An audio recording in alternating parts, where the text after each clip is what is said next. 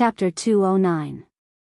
For any force except East Island, Changdao was not a suitable place for the final battle. It was no exaggeration to say that in Changdao, almost all the force's advantages were suppressed to the lowest point. Only East Island, which had the home advantage, could be like a fish in water in this environment. Changdao was one of the most deserted cities in the whole East Island. This city had been bombed by nuclear weapons and had been a piece of scorched earth for a long time. Now, even if there were people here, they were quite sparsely populated. As for the area where the major forces were lurking, this space with a radius of 100 miles was even more unbelievably deserted. Now, East Island had no way to retreat. So for the upcoming final battle, they showed a very determined attitude from the beginning. The Divine Wind Force signed the mobilization order immediately. The three giants, Liuhua Palace, Jifeng Sword Training School, and Wuji Palace, fully supported them. The Kusanagi force was fully activated. All the elite forces of the special warfare system of East Island were gathering toward Changdao. Changdao was sparsely populated. No matter how good the major forces were at hiding, they couldn't hide flawlessly in this empty environment. East Island basically didn't take much effort to locate the general positions of the major forces. Then, in the name of maneuver, it sent out troops and blocked the area with a radius of about 100 kilometers. There was no doubt that this was the battlefield of the final battle. The area with a radius of 100 kilometers was neither big nor small. There were 4 villages and 1 town here, with a population of no more than thousands. When the evacuation order of East Island was issued, all the civilians had left as soon as possible. The whole battlefield, whether it was day or night, was as quiet as a ghost town. The night covered the sky. There was no moon tonight, and the misty and sparse starlight was reflected in the silent wilderness. The world was quiet, and there was only the sound of insects around. A dark gray MPV was driving at a constant speed on the flat road. The vehicle did not turn on its lights and was only moving forward under the sparse starlight. In the hazy and dim light, the vehicle, which was not considered small, had a vague feeling of being in a trance. It looked creepy and strange. "Young master, we have to walk 2 kilometers ahead." In the passenger seat of the car, Deep Dream looked down at the screen in her hand and said calmly, "Is there a target ahead?" Li Tianlan had been looking out of the window quietly. When he heard Deep Dream's words, he turned his head directly. "There is a village about 12 kilometers ahead. The villagers have already been evacuated. It should be the gathering place of a certain force, most likely the force belonging to East Island. But I don't know what kind of organization it is." Deep Dream fiddled with the screen in her hand and shook her head. "The radar signal ahead is very strong. We can only sneak in and investigate on foot." Li Tianlan nodded. Now their car was painted with the paint of a stealth fighter. Coupled with some special car bodies, it was difficult to be discovered in the dark if one did not look carefully. Although this paint could shield the radar signal, it would be completely ineffective if the target was too close. After all, vehicles and fighter jets were different. A distance of more than 10 kilometers was nothing for a stealth fighter jet. If a stealth fighter jet could invade an area 10 kilometers away from the target, the destruction would be unimaginable. But the car could only move forward bit by bit. Even if they were painted with this precious paint, they could not really get close to the enemy's hinterland. Furthermore, their mission this time wasn't to fight. Reconnaissance was their main mission. Silently putting a cigarette to his mouth, Li Tianlan fumbled for a lighter on his body. He nodded and said vaguely, "Then go 2 kilometers ahead and sneak in on foot." Deep Dream nodded and continued to stare at the screen in her hand, saying nothing more. Li Tianlan fumbled for a long time but still couldn't find the lighter. He inadvertently turned his head and directly met a pair of quiet eyes that were as clear as water. The expression on the beautiful face was very soft, but the other party's eyes were staring at the cigarette in his mouth. "I can't smoke anymore." Dongqing Rushi shook her head. Holding the lighter in her small white hand, she said, "It will leave a smell. If there is an accident later, it will be inconvenient for us to retreat." Li Tianlan smiled and took the cigarette out of his mouth. After thinking for a while, he said, with our lineup, it won't be a big problem. Zhongzhou State attached great importance to this reconnaissance mission. In each of the 3 defensive zones, 6 or 7 reconnaissance teams were sent, with different numbers of people. Li Tianlan's team belonged to the number 3 defensive zone. It might not have the most people in each reconnaissance team, but its strength was the strongest. There were 5 people in their reconnaissance team: Deep Dream, Sunset Shadow, Li Tianlan, Du Hanin, and Dongqing Rushi. It was a standard configuration of a special warfare team, but its function was vague. Deep Dream and Sunset Shadow were top assassins, and they were experts in both stealth and reconnaissance. Du Hanin had the Wind Vein, which made her a natural assassin. After the mutation of the Wind Vein, this senior sister, who had now joined Sai City, not only recovered her strength, but also went one step further. A 27-year-old expert at the peak of the fire-flaming realm was enough to advance and retreat freely in most situations. As for Li Tianlan, his current strength might not be as good as Deep Dream and Sunset Shadows, but in terms of secretive body movements and speed, he was stronger than Deep Dream and Sunset Shadow. Shadow Formula, Desperate Chase, and Night Walking were all top body movement legacies in the Dark World. Now Li Tianlan had integrated the 3 unique skills. In terms of mobility, he could definitely be called the number 1 person in the young generation. There might be many people that Li Tianlan couldn't defeat now, but if he wanted to leave, there were not many people who could stop him. His safety in this reconnaissance mission could also be guaranteed. The only variable was Dongqing Rushi. This genius girl from Jade Pool majored in the 7 sword styles of Jade Pool: Flying Fairy Sword from Outer Heaven and Peerless Sword from Infinite Path. One style was an extremely sharp killing move, and the other was unparalleled domineering, which perfectly matched the sword intent of silence of the famous Sword of Jade Pool. But it had nothing to do with stealth. Li Tianlan didn't intend to bring her here at first, but Dongqing Yueshan insisted on taking action with him. With Sunset Shadow and Deep Dream, this mission was basically foolproof. Li Tianlan thought about it and simply brought her here. However, he didn't expect that Dongqing Yueshan, who insisted on taking action with him, would fall silent halfway. Her main personality recovered, and the beautiful but innocent and adorable Dongqing Rushi appeared beside him. Looking at his fiancée's confused expression, Li Tianlan didn't know what he was thinking. "Don't worry, I'll protect you." Dongqing Rushi blinked her pure eyes, reached out to hold Li Tianlan's palm, and said in a clear voice. That voice was very pleasant, very delicate, but with unwavering firmness. Li Tianlan smiled bitterly, took a deep look at her, and said calmly, "Stay with me later." Dongqing Rushi said, "Oh," obediently, and subconsciously touched the quaint long sword beside her. The famous sword Silence. With this sword in hand, Dongqing Rushi was fully qualified to protect anyone. It was no exaggeration to say that if she was determined to die, she could become one of the strongest in the final battle of East Island.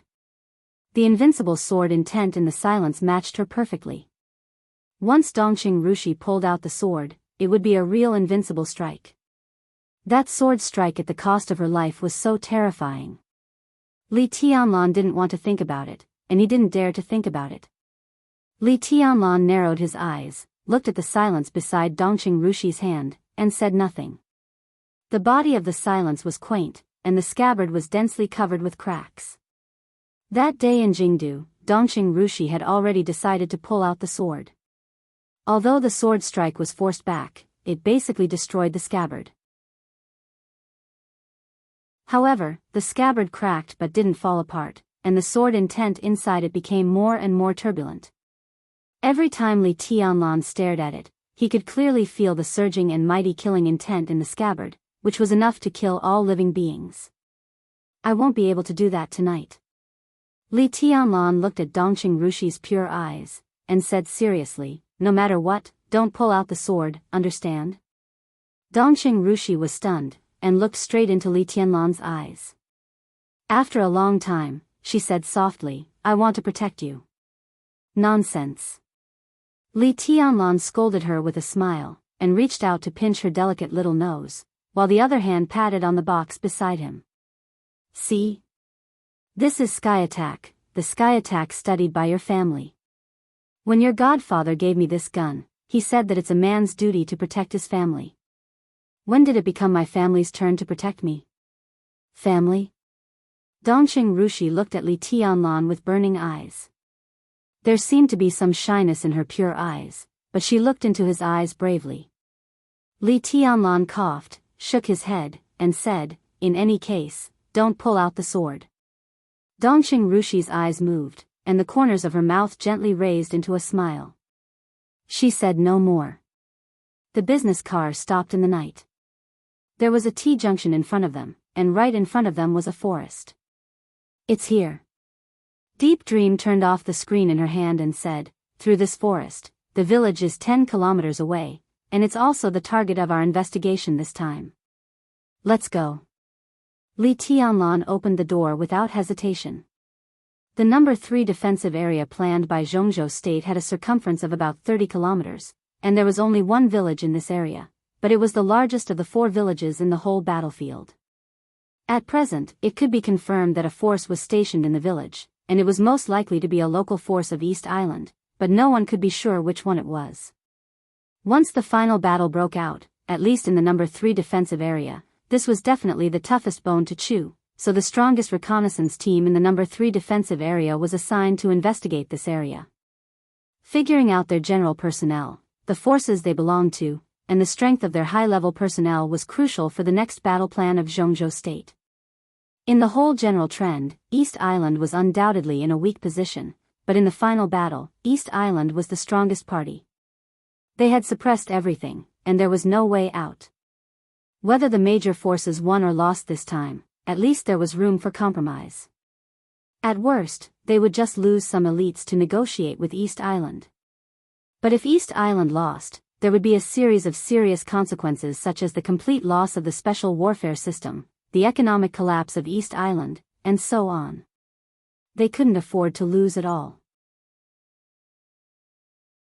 The stronger they were, the weaker they were. East Island tried to win the final battle, turn the situation around, and get the bargaining chips to negotiate with the other major forces. The other major forces were also covetously looking for a chance to give East Island a fatal blow at any time. The 7-day appointment that Shinichi Miyamoto, the superior of the Invincible Realm in East Island, mentioned was no longer a secret. At least every major force knew about it. Now it was the 3rd day, and the undercurrent in Changdao had become more and more obvious. Not only Zhongzhou State was carrying out reconnaissance operations, but the clubhouse where the elites of Zhongzhou State were hiding was also investigated by the major forces. Almost every day, the places where the major forces were most likely to hide had hostile superiors showing up. Every force was looking for a chance, but every force was restraining themselves. But as time went by, the final battle was getting closer and closer. They couldn't let East Island take the initiative to start the final battle. This was a consensus that every force knew. East Island had now locked the footholds of the major forces, but it kept silent and didn't take any action. This didn't mean that it was cowardly. It just meant that it wasn't fully prepared yet. But the 7-day period was getting closer and closer. Once East Island really took action, it basically meant that it had a lot of confidence. Therefore, every major force except East Island wanted to make East Island fight passively in advance before it was fully prepared. Wasn't the reconnaissance operation of Zhongzhou State another way of probing and forcing? In the silent night, as Li Tianlan got out of the car, Deep Dream, Sunset Shadow, Dongqing Rushi, and Du Hanin all got out of the business car. The 5 of them cautiously entered the woods in front of them at the same time. "Be careful," Deep Dream said in a serious tone, "since the other party has occupied the village, they won't let go of the woods. They must have ambushes and traps in the woods. Deep Dream and Sunset Shadow go ahead, and we'll follow. Be decisive when we encounter any situation. Let's go," Li Tianlan said blandly. The 5 figures moved in unison, rushing into the depths of the dense forest swiftly and cautiously. 1 kilometer. Everything was calm. 2 kilometers. It was silent. The 5 of them moved more and more cautiously. When they went 5 kilometers deep, Li Tianlan finally met the first patrol from the village. But before they could warn, Deep Dream had already killed them. 7 kilometers deep. The number of patrols kept increasing. Deep Dream, who had been moving forward, suddenly stopped. Almost at the same time, the 5 of them squatted down and hid in the bushes in front of them. Through the gaps in the bushes, 30 meters away, a patrol of only 3 people came over under the starlight, looking relaxed and casual. An expert. The pupils of the 5 contracted at the same time. Deep Dream seemed to know one of the 3. She narrowed her eyes and said in a weak voice, "The peak of the thunder-shocking realm." The 5 of them were silent and motionless. The patrol team made up of 3 people walked straight towards the bushes. "Get ready to take action." Li Tianlan narrowed his eyes. The dangerous light kept flashing in his eyes, and he was highly focused. The distance between the 2 sides kept narrowing. 10 meters, 5 meters, 3 meters. The most important expert at the peak of the thunder-shocking realm walked over slowly. He seemed to want to relieve himself, so he directly unzipped his trousers in front of the bushes. Deep Dream, who had condensed her killing intent to the peak, suddenly burst out. But before she could make a move, the deep blue lightning spread all over the forest in an instant. Boom! The air within a radius of dozens of meters twisted violently. Deep Dream's rising figure paused. In their sight, a dark figure appeared almost out of thin air behind the thunder-shocking realm expert of East Island. A dazzling light suddenly lit up. In an instant, the violent sound was almost earth-shattering. Deep Dream did not make a move. The figure that suddenly appeared struck with all his might, and the whole forest seemed to be shaking. The lightning pierced through the sky and shot straight down from the sky. For a moment, there was only the dazzling light in front of everyone's eyes. The shadows of knives and swords kept spreading in the lightning, and the whole forest was instantly filled with violent and decisive killing intent. The moment the light spread, Dongqing Rushi's pure eyes suddenly became bright, and then they were completely covered by the deep blue light. The figure that suddenly appeared disappeared in the light. Li Tianlan's body stiffened slightly. A cold voice abruptly rang out the moment the light shone and disappeared. "What are you doing?" The lightning finally dissipated. Everything happened in the blink of an eye. The body of the thunder-shocking realm expert of East Island had completely exploded. But Du Hanin, who had been at the end, suddenly took a step forward. She raised the 2 sabers in her hands and pointed the blades at Dongqing Rushi. Li Tianlan turned his head in shock. In his sight, Dongqing Rushi looked calm, but her whole body was close to his back.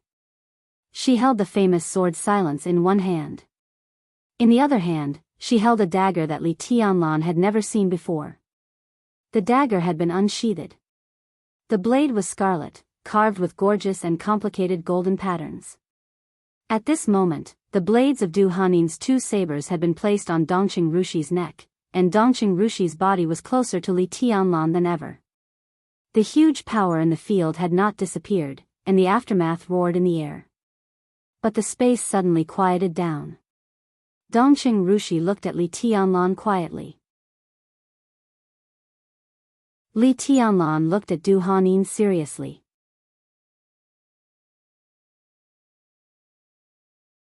Chapter 210. Great Changes. This time, the undisguised attack, which was almost a show of force, came suddenly, but its momentum swept the whole mountain forest. The lightning, which had already surpassed the ultimate realm of the thunder-shocking realm, lit up for a moment and then suddenly disappeared. But for the investigation team led by Li Tianlan, this was a great change from inside to outside. The killing intent that was condensed to the extreme was perfectly hidden, suddenly broke out, and then disappeared abruptly. The whole process took only a few seconds. In the light and shadow and killing intent that blocked their sight, each of them clearly felt the crisis. The external crisis. And the internal crisis. The mountain forest was quiet. The glaring blue lightning disappeared, and the killing intent faded like a tide. Only the power contained in that blow was still surging in the mountain forest. Not only the thunder-shocking realm expert from East Island who was attacked, but also his 2 companions and 2 patrols of more than 20 people dozens of meters away were all blown into countless pieces by that earth-shattering blow, along with the surrounding trees. The messy mountain forest reeked of blood. Sparse starlight fell from the sky again, and everything around seemed to become noisy and quiet. Deep Dream and Sunset's shadow had already stood on both sides of Li Tianlan. They frowned and looked at the dagger in Dongqing Rushi's hand. They didn't speak, but their eyes gradually became cold. This could even be said to be the most subtle moment in Li Tianlan's life. Killing intent and tenderness, crisis and doubt, all kinds of emotions were completely intertwined, making him indescribably complicated. His eyes moved from Du Hanin to Dongqing Rushi, and he seemed to be thinking about something. Dongqing Rushi looked blank. She looked at Li Tianlan quietly for a while, then turned her head slightly, and her eyes fell on Du Hanin. Du Hanin's eyes were cold, but her palms that were holding the 2 sabers were slightly exerting force. The bright and delicate blades trembled slightly because of the huge force, and suddenly drew a sad and soft red trace on Dongqing Rushi's white and delicate neck. But she knew that the person in front of her had a special identity. She was not only the most favored second miss of the Dongqing clan, but also the representative of the young generation of the giant group of Zhongzhou state in the special warfare system. Now she was Li Tianlan's fiancée. If she really killed her at this time, it would absolutely be a big trouble. She didn't withdraw her hand that was holding the saber, but she looked at Li Tianlan. "Don't you have anything to say?" Li Tianlan's eyes grew deeper and calmer. In Du Hanin's perception, at this moment, Li Tianlan had almost turned into nothingness. His essence, qi, spirit, and even his breathing were completely restrained. In this state, he was clearly standing there, but it was as if he did not exist and could not be captured or controlled. Only Dongqing Rushi felt completely different from the others. Li Tianlan's eyes were calm and gentle, but there was a vague pressure like a mountain in them. She couldn't lock onto Li Tianlan either, but she could clearly sense the magnificent sword intent behind the nothingness. "She hurt me." Dongqing Rushi looked at Li Tianlan softly and said. There was no panic, no hatred, no vigilance, and no sadness. She stood defenseless in front of Li Tianlan. The distance between them was so close that Dongqing Rushi only needed to shake her arm and she could stab the dagger in her hand into Li Tianlan's abdomen. As the youngest genius of Jade Pool, Dongqing Rushi was an expert at the peak of the fire-flaming realm. At this distance, even Deep Dream and Sunset's shadow were not sure to stop her. The only thing they could count on was the blade of Du Hanin's knife on Dongqing Rushi's neck and Li Tianlan's own strength. Li Tianlan took a deep look at Dongqing Rushi, waved his hand and said to Du Hanin, "Put the knife down." "Young master." Du Hanin hesitated but did not move her hand. She did not have the traditional sense of loyalty to Li Tianlan, at least not now. But their ultimate goal was completely the same, and Li Tianlan had become her only hope for revenge. For this reason alone, Du Hanin would risk her life to protect Li Tianlan. Now the dagger in Dongqing Rushi's hand was too dangerous. If she put it down, the consequences would be unpredictable. She bit her lip. Du Hanin whispered, "Young master, she just wanted to kill you." At that moment, in the dazzling light and shadow, Du Hanin did not see everything clearly, but she instinctively noticed that there was something wrong with Dongqing Rushi's action. Under such circumstances, the other party's action could not be explained at all. "Put it down." Li Tianlan's voice was not loud, but it was irresistible. Du Hanin glanced at Dongqing Rushi coldly and put down the blade in her hand unwillingly. "Why?" Li Tianlan asked blandly, letting Dongqing Rushi put the dagger at the most dangerous distance from him. Dongqing Rushi wanted to kill him? It was not that he could not accept such a fact, but Li Tianlan could not believe it at all. Because no matter how he thought about it, he could not think of a reason why Dongqing Rushi wanted to kill him. Since he entered the secular world, although he did not have much contact with the Dongqing clan, he could clearly feel the Dongqing clan's overwhelming kindness. Moreover, the Li family had done the Dongqing clan a great favor, and there was no resentment between the two sides. Although Li Tianlan had doubts about the Dongqing clan before, now that doubt had almost dissipated. Even if he and the Dongqing clan completely fell out, at worst, they would be strangers. Moreover, he was now the young governor of Sai City. Even if the Dongqing clan did not want to help him, they would not be so stupid as to want to kill him. It made no sense at all. As for Dongqing Rushi herself, even if she did not want to fulfill the engagement, she would not use such a drastic means that would put the Dongqing clan in an irrecoverable crisis. Why on earth did she want to kill him? Or, did she really want to kill him? Was it a misunderstanding? Or was it malice? I didn't want to kill you. Dongqing Rushi looked at Li Tianlan and said seriously. She had the purest and most flawless eyes.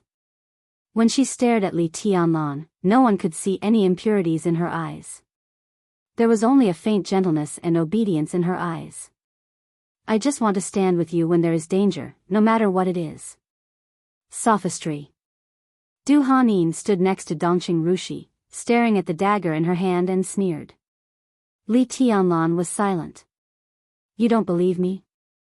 Dongqing Rushi's pure eyes seemed a little dim, but there was no grievance in them. They were as clear as ever. Can I have a look at this dagger? Li Tianlan suddenly said. Dongqing Rushi handed the dagger in her hand to Li Tianlan without hesitation, together with the scabbard. Her action made everyone, including Li Tianlan, feel relieved. But soon he frowned again. This could be said to be the most gorgeous dagger he had ever seen in his life. The whole dagger was scarlet, but it was covered from top to bottom with subtle and complicated golden patterns. The end of the hilt and the scabbard were inlaid with two small but pleasing crystals. Under the faint moonlight, the entire dagger seemed to be transparent, gleaming with exquisite light. Li Tianlan looked at it over and over again. Finally, at the end of the blade near the hilt, he saw two neat and meticulous traditional Chinese characters. Lovesickness. Was this the name of the dagger? Where did you get this dagger? Li Tianlan asked casually. Dongqing Rushi was stunned. She lowered her head and said calmly, I picked it up. Everyone could see that she didn't mean what she said, but Li Tianlan didn't say much. He just returned the dagger to her and said calmly, put it away. I really didn't want to kill you. Dongqing Rushi shook her head and didn't take lovesickness. Instead, she looked at Lin Xianyuan and emphasized it again. Li Tianlan nodded indifferently. He really didn't feel the killing intent just now. But if a really brilliant killer got close to him, it would be too late when he really felt the killing intent. Just like the attack just now, the mysterious man broke out his limit and retreated unscathed. Moreover, he even hid it from the perception of Deep Dream and Sunset Shadow. This was definitely the work of a top assassin in the dark world. Before he broke out, how could the people present feel anything wrong? Dongqing Rushi's performance today was indeed a little unusual. Li Tianlan couldn't be sure of anything, but now it was obviously not the time to say anything. There were priorities. At least in this mountain forest, the five of them couldn't delay any longer. Li Tianlan glanced at the surrounding mountain forest. The so-called mountain forest had actually become a piece of flat land. All the trees within dozens of meters were shattered by that blow and turned into powder and debris. Only a few meters in front of them were left with a piece of flesh and blood to prove what had just happened. Li Tianlan's eyes flickered. He made a prompt decision and said without hesitation, retreat. I'll lead the way. Deep Dream will stay behind, Sunset Shadow said immediately. His face was also a little gloomy. He looked at Li Tianlan and said with a wry smile, young master, I'm afraid we're in big trouble this time. Li Tianlan raised his eyebrows, but he didn't hesitate. He turned around and left directly. From the beginning of the attack, he knew that something was wrong this time. Although he didn't know which East Island force was stationed in the village ahead, the mysterious figure who killed the experts of East Island was equivalent to setting them up. Let alone Li Tianlan, even Deep Dream and Sunset Shadow, who were also top assassins, didn't see clearly who the other party was. The two of them were not much worse than the other party, but the top assassins always retreated unscathed after breaking out in an instant. That moment was indeed too abrupt. Deep Dream and Sunset Shadow were all focused on the experts of East Island at that time, so they were directly set up by someone when they were not on guard. Li Tianlan wasn't sure if Dongqing Rushi really wanted to kill him, but the mysterious assassin who suddenly appeared was definitely up to no good. Such a huge momentum was completely intentional by the other party. As long as the nearby East Island elites were not blind, who wouldn't know that someone had invaded at this time? At this moment, it would be good if the 5 of them could retreat unscathed, let alone investigate. They reorganized the formation as soon as possible. Li Tianlan took 2 steps and subconsciously looked back.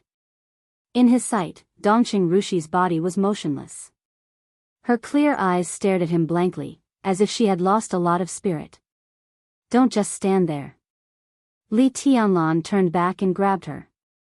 He said in a calm tone, "Let's talk about it when we get back." I really didn't want to kill you." Dongqing Rushi lowered her head, and there was finally a trace of grievance in her voice. Li Tianlan's heart trembled. He nodded and said yes. Dongqing Rushi held Li Tianlan's hand tightly and didn't want to let go no matter what. But from an angle that no one could see, no one noticed the look in the eyes of the second miss of the Dongqing clan. It was still a pair of crystal clear eyes. But at this moment, one of Dongqing Rushi's eyes was full of confusion and grievance, while the other eye was full of clarity and firmness. Messy and quick footsteps sounded behind them. As expected, East Island reacted immediately and quickly mobilized people to encircle and outflank them. There was no roar, no words. Everyone rushed into the mountain forest in silence, and the killing intent permeated every inch of the entire mountain forest. Li Tianlan and the other 4 quickly rushed to the exit of the mountain forest. Sunset Shadow walked in front of Li Tianlan and said quickly with a determined face, "Young master, the thunder-shocking realm expert who was killed just now belongs to Jifeng Sword Raining School. Deep Dream and I met him when we were in America. He has a high status in Jifeng Sword Raining School, but he came out to patrol in person. It's very likely that Jifeng Sword Raining School is not the only force stationed here. Young master, if things go wrong later, we will try our best to hold them back. You and Miss Dongqing go first." Of course, the "we" he mentioned was not only him and Deep Dream, but also Du Hanin. Du Hanin looked calm and had no intention of objecting. "If you want to go, let's go together." Li Tianlan said calmly with no expression on his face. Jifeng Sword Raining School, one of the 3 holy lands of East Island. It was the force with the longest history in the whole of East Island. In fact, among the 3 holy lands of martial arts in East Island, Tianhai Wuji, the current top expert of East Island, founded Wuji Palace. But in the hearts of the people in the Dark World, Jifeng Sword Raining School was actually much more difficult to deal with than Wuji Palace. No matter how amazing Tianhai Wuji was, Wuji Palace had been developing for a short time. What Tianhai Wuji left in Wuji Palace was the sabresmanship and the way of Wuji, which was his own martial arts. Although it was strong, it was not perfect because of its lack of foundation. But Jifeng Sword Raining School was the martial arts force with the longest history in East Island. It respected the sword, and Jifeng swordsmanship was a top unique technique that had been tempered by countless generations. After the Li family in Zhongzhou state was destroyed, Jifeng swordsmanship had been recognized as one of the fiercest swordsmanship in the Dark World. When the 5 of them went deep into the mountain forest, they were set up and exposed before they could investigate. Next, they would have to face the encirclement and suppression of the experts of Jifeng Sword Raining School and other forces. In addition to admitting that they were unlucky, Deep Dream and Sunset Shadow also prepared for the worst. Li Tianlan took Dongqing Rushi's hand and walked quickly. In the darkness, his eyes had narrowed tightly, sharp and cold. The mysterious assassin appeared at such a coincidental time. It could be said that he knew their operation like the back of his hand. Behind this ambush, there was an obvious aura of conspiracy. He took a deep breath and said in a deep voice, "Speed up. Now that you're here, do you still want to leave?" A soft voice rang out and instantly spread through most of the mountain forest. Sunset Shadow's figure suddenly stopped. Li Tianlan's pupils also contracted slightly. Behind them were endless pursuers, and right in front of them were 7 or 8 hazy and powerful figures. All of them were in the thunder-shocking realm. There were interceptions in front and pursuers behind. The whole mountain forest was vaguely like an inescapable net, completely surrounding Li Tianlan and the other 4 people.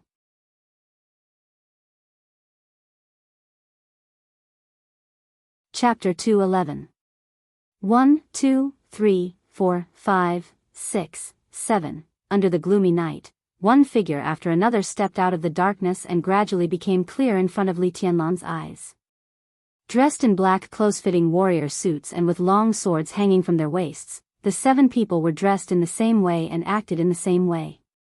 The killing intent suddenly rose within a radius of hundreds of meters. Before they started fighting, the air in the nearby forest had begun to twist and fluctuate. When the eyes of the 2 sides met, everything they saw became blurred and clear. 7 Thundershocking Realm experts. Not only Li Tianlan, but also Deep Dream and Sunset Shadow felt their hearts sink. In the current situation of the Dark World, no matter what battlefield they were on, any Thundershocking Realm expert could be said to be an absolute high-end force, and a half-step Invincible Realm expert was a deterrent killing weapon. As for Invincible Realm experts, which Invincible Realm expert didn't have too many inside stories? It was no exaggeration to say that a considerable part of the interests of the Dark World were concentrated on each Invincible Realm expert. They were the real bigwigs, who were related to the fate of the country and the clan, and also held each other back. Such people would not take action at all unless it was a critical moment. On most occasions, the number of Thundershocking Realm experts of each force directly determined whether a force was strong or not. Because of this, Samsara Palace could maintain its imposing manner on many occasions. Among the 12 super masters of Samsara, the weakest was an expert at the peak of the Thundershocking realm. In the whole Dark World, only a few forces, such as the Wang family of Beihai and the Vatican, could provide such a lineup. It might not be difficult for other forces to gather together 12 Thundershocking realm experts, but to have 12 experts at the peak of the Thundershocking realm was simply a pipe dream. Big Dipper. Wind Ghost. Deep Dream finally saw the faces of the 7 experts clearly. Her face suddenly changed, and her tone seemed to be a little bitter. Sunset Shadow's eyes were solemn, and he slowly stepped back. As soon as he stepped back, Li Tianlan, Dongqing Rushi, and Du Hanin also stepped back. Only Deep Dream stepped forward. In just a few seconds, the 5 people had changed their formation. Deep Dream and Sunset Shadow were at the forefront, Li Tianlan was in the middle, and Dongqing Rushi and Du Hanin were behind. The 2 top assassins of Sai City looked at each other. The seriousness and solemnity in their eyes had disappeared, leaving only determination. Long time no see, you two. The 7 Thundershocking realm experts were not in a hurry, but the murderous intent in the air was almost solid. Among the 7 people, the man walking in the front glanced at Deep Dream and Sunset Shadow. A trace of surprise flashed in his eyes, which was immediately replaced by sharp killing intent. This was a man in his 40s. He was not fat, but because of his short height, he looked a little bloated. He looked like a very amiable person, but at this moment, he was full of ferocity and violence similar to that of a beast. His Chinese was very fluent, and his pronunciation was perfect. I thought the so-called surprise would be an important figure in the Wang family of Beihai, but I didn't expect it to be Sai City. But it's good, no, it's very good. Surprise? Deep Dream and Sunset Shadow said in unison. The so-called surprise, of course, could only be given by others. This word contained too many things, but they couldn't think of who gave the Big Dipper such a surprise. The first deputy sect leader of Jifeng Sword Raining School, codenamed the Big Dipper, was an expert of the half-step invincible realm, and not an ordinary one. Tianhai Wuji of Wuji Palace could be said to be the number 1 person in martial arts in East Island, but the Big Dipper could be said to be the number 1 person under several invincible realm grandmasters in East Island. This person was one of the most active people in the outside world in recent years. He had been famous for many years, and this period of time could be said to be his peak. 6 years ago, he fought with Firmament of the Wang family of Beihai in Dongdu and neither won nor lost. 4 years ago, he seriously injured the top assassin Drifting Cloud, known as one of the double walls of Sai City, at the border of Zhongzhou State. 4 years ago, he encountered tribulation in Snow Country and escaped unscathed. 2 years ago, he successfully sniped the general, the third super master of Samsara Palace, in Wellington. Deep Dream and Sunset Shadow met the Big Dipper in Delhi a year ago in Europe. The two joined forces and barely forced the Big Dipper to retreat. The Big Dipper's own achievements were enough to prove that he was a super expert who could stand side by side with Tribulation, Saint, and Firmament. With his identity, if it weren't for the so-called surprise, he shouldn't have jumped out so eagerly, and he shouldn't even be in this village. Who on earth gave him today's surprise? There was a flash of deep thought in the eyes of Deep Dream and Sunset Shadow. The Big Dipper's surprise was undoubtedly their misfortune. Was there a mole around them who gave this surprise to the Big Dipper? Or an unknown enemy? Of course it's a surprise. The Big Dipper smiled. Instead of being peaceful, he looked more and more ferocious. His eyes skipped over Deep Dream and Sunset Shadow and fell directly on Li Tianlan. This young man is the biggest surprise. The faces of Deep Dream and Sunset Shadow changed dramatically. The Big Dipper had already stretched out his hand and pointed directly at Li Tianlan. Catch this young man. His voice was low, but there was a strange fire in his eyes. He said word by word, at all costs. His outstretched hand chopped down fiercely. Boom! In the violent roar, the air in front of the Big Dipper, which had been twisted to the extreme, suddenly exploded. A gust of wind rose. The dazzling blue lightning spread with the wind in an instant. Before the shadow of the Big Dipper waving his fingers disappeared, he had already crossed the distance of dozens of meters in one step and went straight for Li Tianlan. He couldn't wait. Kill. The moment the Big Dipper approached, Deep Dream and Sunset Shadow, who had adjusted their state to the peak, took a step forward and broke out with all their strength without hesitation. Without adjusting or probing, they were almost in a desperate situation today. Jifeng Sword Training School was stationed in this village and had endless reinforcements. They were alone.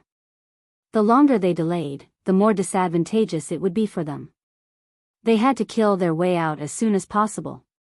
The Big Dipper, who had the upper hand, would do whatever it took, so they had no way out. So, final kill. As soon as the battle began, Deep Dream and Sunset Shadow had already used their strongest power and unique skills at all costs. The great power ran directly from inside to outside. Strands of blue lightning formed a light curtain in the blink of an eye in the gust of wind raised by the Big Dipper. The Big Dipper stepped forward. The gust of wind whistled with the lightning. Deep Dream and Sunset Shadow moved forward together. The light curtain fluctuated. In the twisted air, the lightning was like a tide. In an instant, the Big Dipper, who was the first to approach them, felt great danger. Sunset Shadow and Deep Dream had been completely surrounded by light and shadow. In the heavy light and shadow, the Big Dipper seemed to see that the two of them had never taken out their weapons at all. The two of them moved their hands at the same time. It seemed that they were making a seal. They had different fingers, but they had a completely complementary aura. This was a handprint that had never appeared in the dark world. It was strange and unfathomable. The Big Dipper's face changed dramatically. He had encountered and fought with Deep Dream and Sunset Shadow in Europe. At that time, although the two of them forced him to retreat, the Big Dipper thought that if he fought with all his strength, Deep Dream and Sunset Shadow would be no match for him. But at that time, the Big Dipper had never seen such complicated handprints on the two of them. 1 second? Or 2 seconds? The lightning on Deep Dream and Sunset Shadow became more and more dazzling. The handprints were ever-changing and instantly merged into one. There was only killing intent left between heaven and earth. It was like the purest will, cold, silent, violent, and determined. Everything in the world turned into killing intent, killing intent, and killing intent. This move was called all-embracing collection. This was the unique skill of Situtsanyue, the hidden god of Zhongzhou state, but it was also a unique skill that had never been seen in the world. It was not so much a move as half a move, because the person who passed the unique skill to Situtsanyue had only created half a move. The remaining half was completely supplemented by Situtsanyue based on the martial will displayed in that move. Deep Dream and Sunset Shadow vaguely knew the story of this unique skill, and they could even guess who had passed this move to Situtsanyue. Because they could clearly perceive the sadness, pain, and love in Situtsanyue's eyes when she passed this move to them. She once said that the talented and promising chosen one had wanted to create a set of seals that could keep pace with the family's swordsmanship, a set of seals that far surpassed the Buddhist incantation of 9 words of the Great Soaring Temple, and a set of seals that could make people enter the invincible realm or even break through the invincible realm. He tried to surpass his ancestors, to be truly invincible, and to look down on the world. However, he only created half a move of that set of seals, and then he died at the border. For many years, Situtsanyue had devoted almost all her attention to this unique skill. Based on the all-embracing collection, she kept exploring it by herself.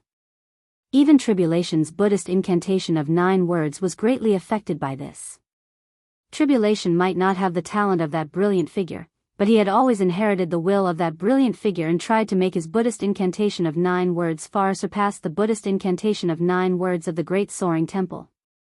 Who could have such an impact on Situtsanyue and Tribulation? Li Kuangtu. It could only be Li Kuangtu. At least half of the all-embracing collection belonged to the inheritance of the Li family.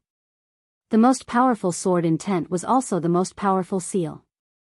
The complicated handprints were completely integrated into one. In a split second, the entire forest was filled with light. A surging killing intent followed the movement of the heavens and earth, filling every corner of the forest. Lightning bolts shot out endlessly, like the surging sea, as if the heavens were falling and the earth was splitting. Within a radius of hundreds of meters, under the seal, it was all scorched earth. Sunset Shadow and Deep Dream's faces were pale, and blood was surging from the corners of their mouths. But their eyes were still cold, and they changed their gestures again. The second half of the all-embracing collection. Endless light suddenly began to condense, and the light curtain shrank. It was obvious that the two of them made a move, but all the light turned into an unimaginably huge thunderbolt. It was more than a thunderbolt. The place covered by the light was simply a world. The thunderbolt, with the terrifying power of heaven, was surging and mighty. The Big Dipper, whose face changed dramatically, made a move with all his strength. The long sword was unsheathed, but it was not an attack. The sharp snow-white peak swept through the forest. The wind howled in the forest, and the air was instantly twisted.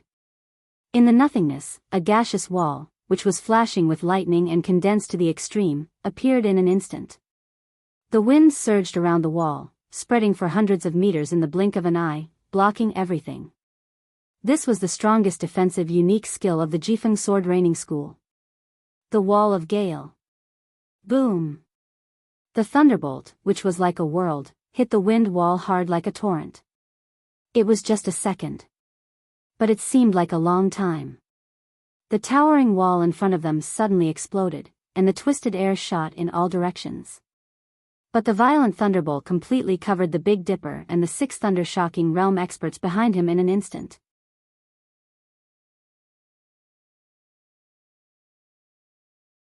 Chapter 212. It was an unprecedented unique skill and extremely surging power.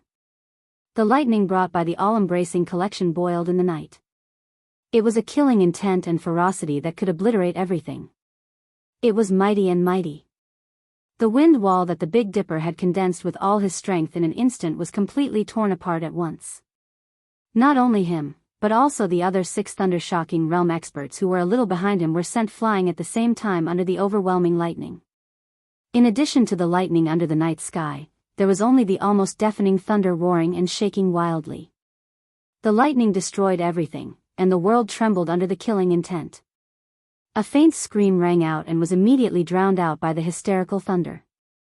The Big Dipper rushed to the front, but he retreated the fastest. Obviously, the others were not so lucky.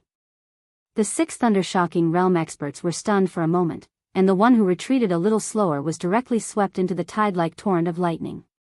As soon as the scream came out, his body had been completely shattered in the lightning along with a large number of trees and dust. The remaining 6 people, including the Big Dipper, were all scared out of their wits. They did not need any orders. As they retreated, 6 wind walls of different sizes had been formed in the air. The strong wind whistled, but before the airflow spread, it was directly smashed by the concentrated lightning. The air seemed to have disappeared.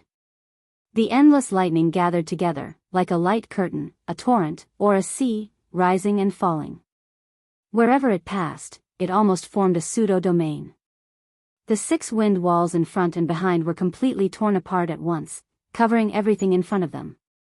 The joint attack of Deep Dream and Sunset Shadow was infinitely close to the real invincible realm.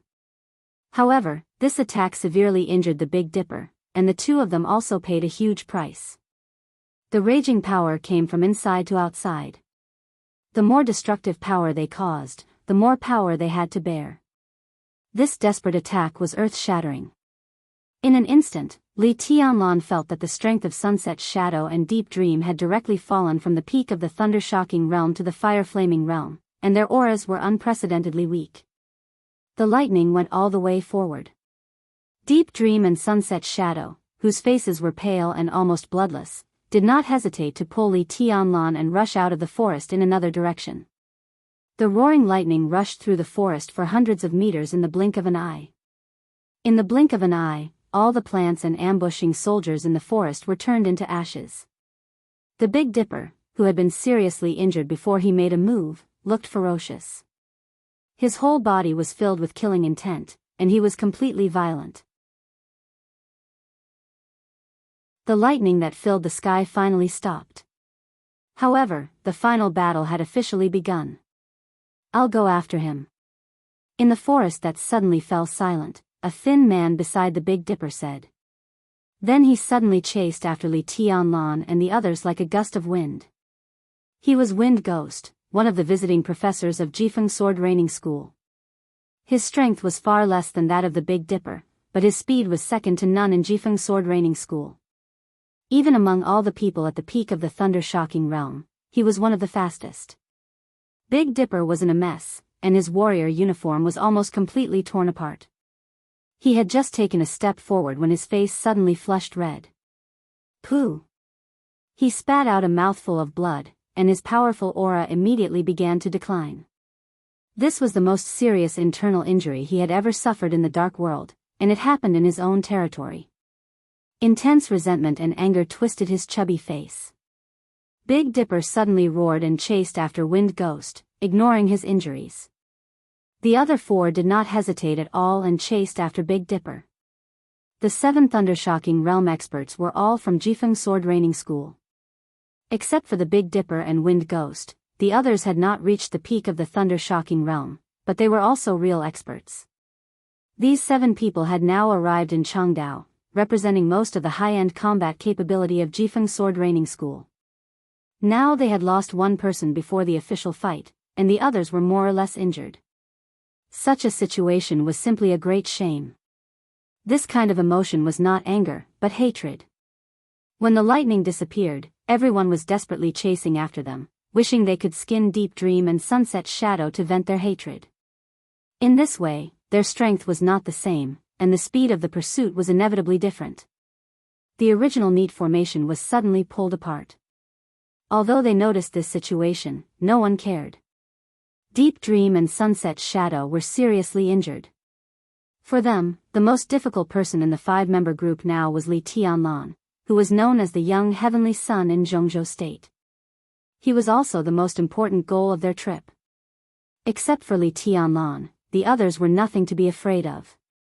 But even so, Wind Ghost and Big Dipper were still extremely cautious. After going 800 meters in the direction of Li Tianlan's retreat and seeing no trace, they deliberately slowed down. After a while, the Big Dipper gradually approached. A few seconds later, the other 4 experts at the peak of the thunder-shocking realm also appeared within the support distance of the 2.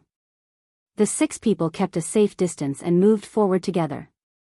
On the periphery of the forest, a large number of elites were all gathered and began to search in the forest. After a fierce battle, there was often an oppressive silence.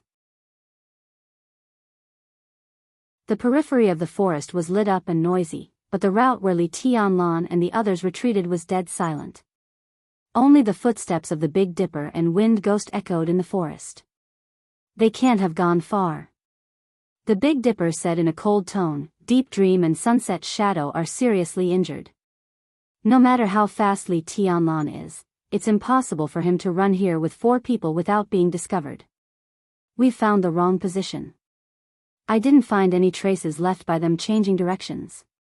In this situation, they don't have time to do a lot of things. Wind Ghost, who was at the forefront, glanced around, shook his head, and said in a hoarse voice, I suggest we continue to chase them. Does it make sense? The Big Dipper asked and said lightly, the joint attack of Deep Dream and Sunset Shadow is infinitely close to the invincible realm. If this kind of power can hurt me, they won't be much better off. We've wasted no more than 10 seconds. During this time, they have rushed out a distance of 100 or 200 meters at most. With the speed of your Wind Ghost, you can see their traces after chasing them for 500 meters at most. Now. He hadn't finished his words, but the meaning he wanted to express was completely clear. If they had changed directions to escape, it's impossible not to leave a flaw. But I've been chasing them all the way and found nothing. Wind Ghost shook his head. If they hadn't changed directions or followed this path, his voice suddenly stopped, and a conjecture that even he felt absurd suddenly came to his mind. The Big Dipper and Wind Ghost looked at each other. Clap. A light sound suddenly came from 20 or 30 meters ahead, but it sounded like thunder in the ears of the Big Dipper and Wind Ghost. Watch out. The 2 turned around at the same time and rushed to the 4 thunder-shocking realm experts behind them. If they didn't change directions or escape along this path, the only possibility was that they didn't intend to run at all. Ambush? Would Deep Dream and Sunset Shadow bring a powerful young heavenly sun to ambush and kill them when their combat capability was seriously insufficient and the strongest 2 were seriously injured? Neither the Big Dipper nor Wind Ghost thought it was possible, but now it seemed to be the most likely. So the Big Dipper and Wind Ghost turned around at the same time, wanting to gather with their own people as soon as possible. There was no sound in the mountain forest.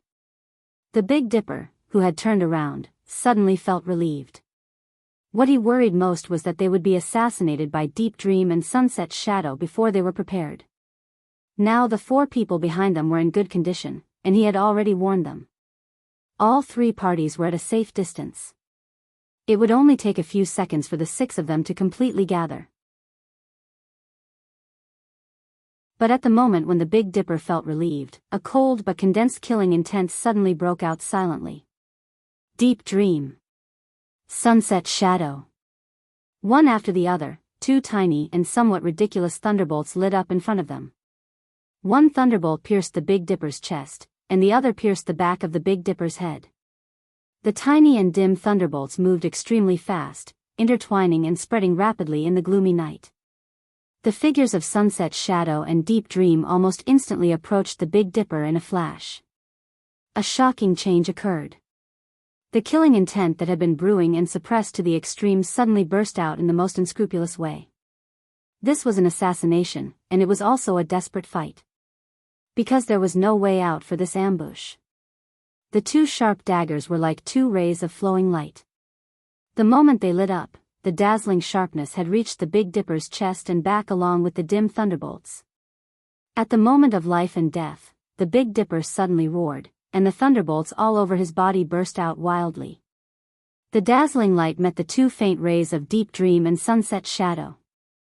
The dark mountain forest suddenly became as bright as day, and the light and killing intent soared into the sky. Sunset Shadow's determination and Deep Dream's elegance were drowned in the sharp light and killing intent and completely disappeared. After all, the Big Dipper miscalculated one thing. In other words, the 7 thunder-shocking realm experts all miscalculated one thing. They seriously underestimated the combat capability of Dongqing Rushi and Du Han. A genius of Jade Pool, a 19-year-old expert at the peak of the fire-flaming realm, was enough to be in existence that no one could be careless on this battlefield. But before the Battle of Kyoto, she fled with Li Beidian, Ning Qianqing, and the others and never made a move. Even if she wanted to draw her sword at a critical moment, it was suppressed by a mysterious expert. East Island might know Dongqing Rushi's name, but they knew very little about her combat capability. She was a mysterious genius who had been wandering between the Dongqing clan and Jade Pool since she was a child. She was a stranger to Zhongzhou State, let alone East Island. And Du Han was also unknown. Her wind vein had changed. After coming to East Island, she returned to the fire-flaming realm, and a few days ago, she broke through the stabilization phase of the fire-flaming realm and became a new expert at the peak of the fire-flaming realm. Du Han could also be said to be a talent with great development potential. But with the destruction of the Du family, she was killed before she could grow up. After a few years of silence, she rose again. East Island naturally didn't have her information. But whether it was her or Dongqing Rushi, their combat capability was beyond doubt. The Big Dipper and Wind Ghost took it for granted that their strength was ordinary. In their expectation, since it was an ambush, then the 5 people, including Deep Dream, Sunset Shadow, and Li Tianlan, were most likely to ambush the 4 relatively weak Thunder-Shocking Realm experts behind them. After killing them, they would join hands to fight against him and Wind Ghost. This was the safest speculation, but it was also the most wrong speculation. In a real high-end battle, one wrong step would lead to a desperate situation. At this moment, the seriously injured Deep Dream and Sunset Shadow broke out with all their strength to assassinate the Big Dipper. But the 2 experts at the peak of the fire-flaming realm were ambushing 4 Thunder-Shocking Realm experts, which was ridiculous. Li Tianlan alone ambushed Wind Ghost, who was considered a strong expert among the experts at the peak of the Thunder-Shocking Realm. This was the Dark World. In the general trend, no one could relax, and no one dared to relax. The calmness of one moment seemed to always be brewing the danger of the next second. Crisis, blood, life and death battles, and predicaments were eternal themes. Who could relax? Who could be calm? Dongqing Rushi and Du Han couldn't.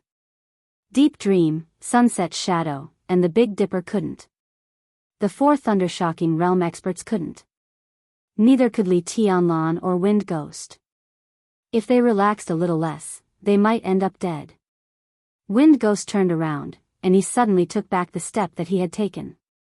At the same time as Sunset Shadow and Deep Dream jumped up, Li Tianlan also appeared in front of him. Black clothes, silver swords, and shocking killing intent. 3 shadows surrounded Wind Ghost in the center. Even Li Tianlan's real body, the exact same posture, the exact same killing intent. Shadow Formula. The 14 Blades Slaughter. In the history of the Li family, this sword had killed experts of the Invincible Realm. Li Tianlan had used this sword to kill the Prince of East Island. Today, this sword could also kill someone at the peak of the Thunder-Shocking Realm. In front of Jifeng Sword Raining School, which was famous for its fierce and violent sword intent, the Li family's sword light and sword intent were still brilliant. 3 shadows and Li Tianlan himself all appeared in front of Wind Ghost. Li Tianlan had to move forward. The sudden change had just occurred, but the killing intent was already vivid. In a hurry, this was a desperate ambush. There was no stalemate, only the outbreak, the extreme outbreak. After a moment, when the sword light subsided, when the lightning went out, was it a desperate situation? Or a way out? Li Tianlan didn't want to think about it. He could only move forward, not back.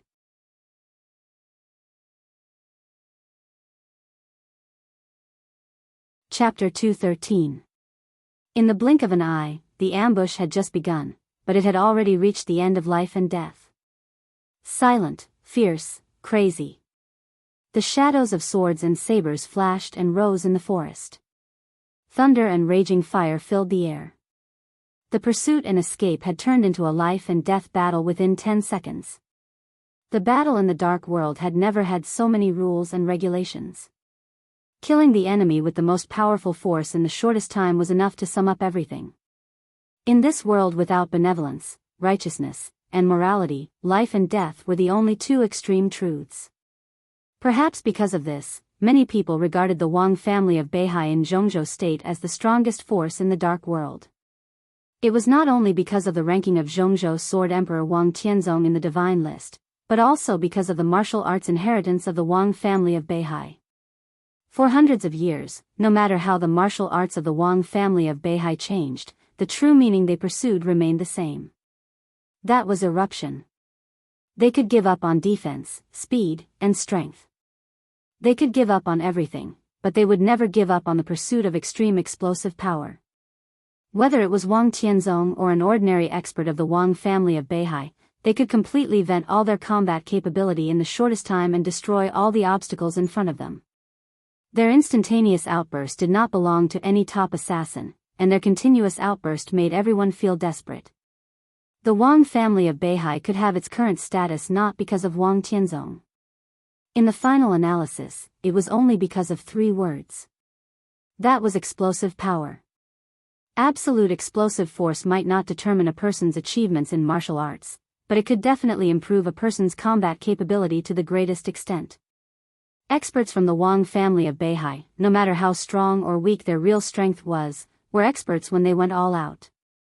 At the very least, they were stronger than most experts in the same realm.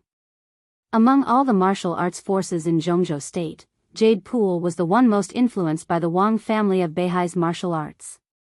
The Jade Pool's martial arts extended from the most basic 3 sword storms to the 7 sword styles, which were the main sword essences.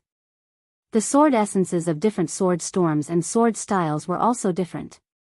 It looked like there were many different styles, but more than half of the Jade Pool's 7 unique skills pursued explosive power.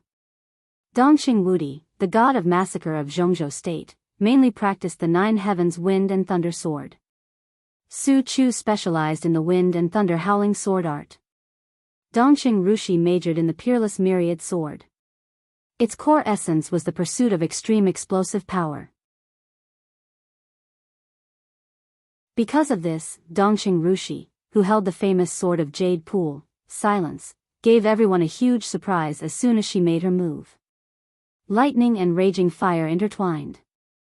At the moment when everyone's eyes were filled with light and shadow, Dongxing Rushi, who made a move 1 second earlier than Du Hanyin, suddenly shook the long sword in her hand. The silent sword suddenly began to tremble slightly. Even though the sword was not unsheathed, the cold sword essence was already hovering in the air. The 4 thunder-shocking realm experts hadn't realized what was going on, but it didn't mean that they couldn't react. The moment Dongxing Rushi appeared in their sight, the 4 of them drew their swords at the same time out of instinct. Hurricane Slash. The Jifeng sword raining school was the most basic technique, but it was also the most important technique. For slender swords suddenly stabbed forward. It was the simplest movement, but as the blade of the sword advanced, a sudden gust of wind blew in the forest. The sword light was like thunder, and the whole battlefield was instantly filled with 4 deep and dangerous blue lights. Dongxing Rushi's figure had already risen into the air. Before the 4 blue sword lights covered her with the gust of wind, her figure had already flown directly into the night sky covered by trees. The silent sword was violently civilized. The sword body wrapped in the scabbard looked simple and solemn, but at this time, the whole sword body was strangely filled with a layer of clear light. The clear light spread softly in the sky.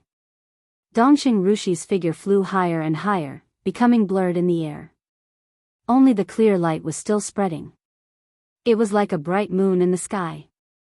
Extremely slow, but also extremely fast. Just in the blink of an eye, the blue light in the air suddenly brightened. The clear sword essence was instantly stained with the orange flame. The fire kept falling, one after another. There was a faint sound of thunder in the air. Dongxing Rushi's blurred figure suddenly became clear. She held the sword with both hands and stabbed down. The fire fell. The figure fell. The sharp sword and the sharp eyes. But it was with the concentration of the whole sky. The starting movement of the heavenly flying fairy sword. The sword essence of the peerless myriad sword. Without any reservation, Dongqing Rushi broke out to the extreme.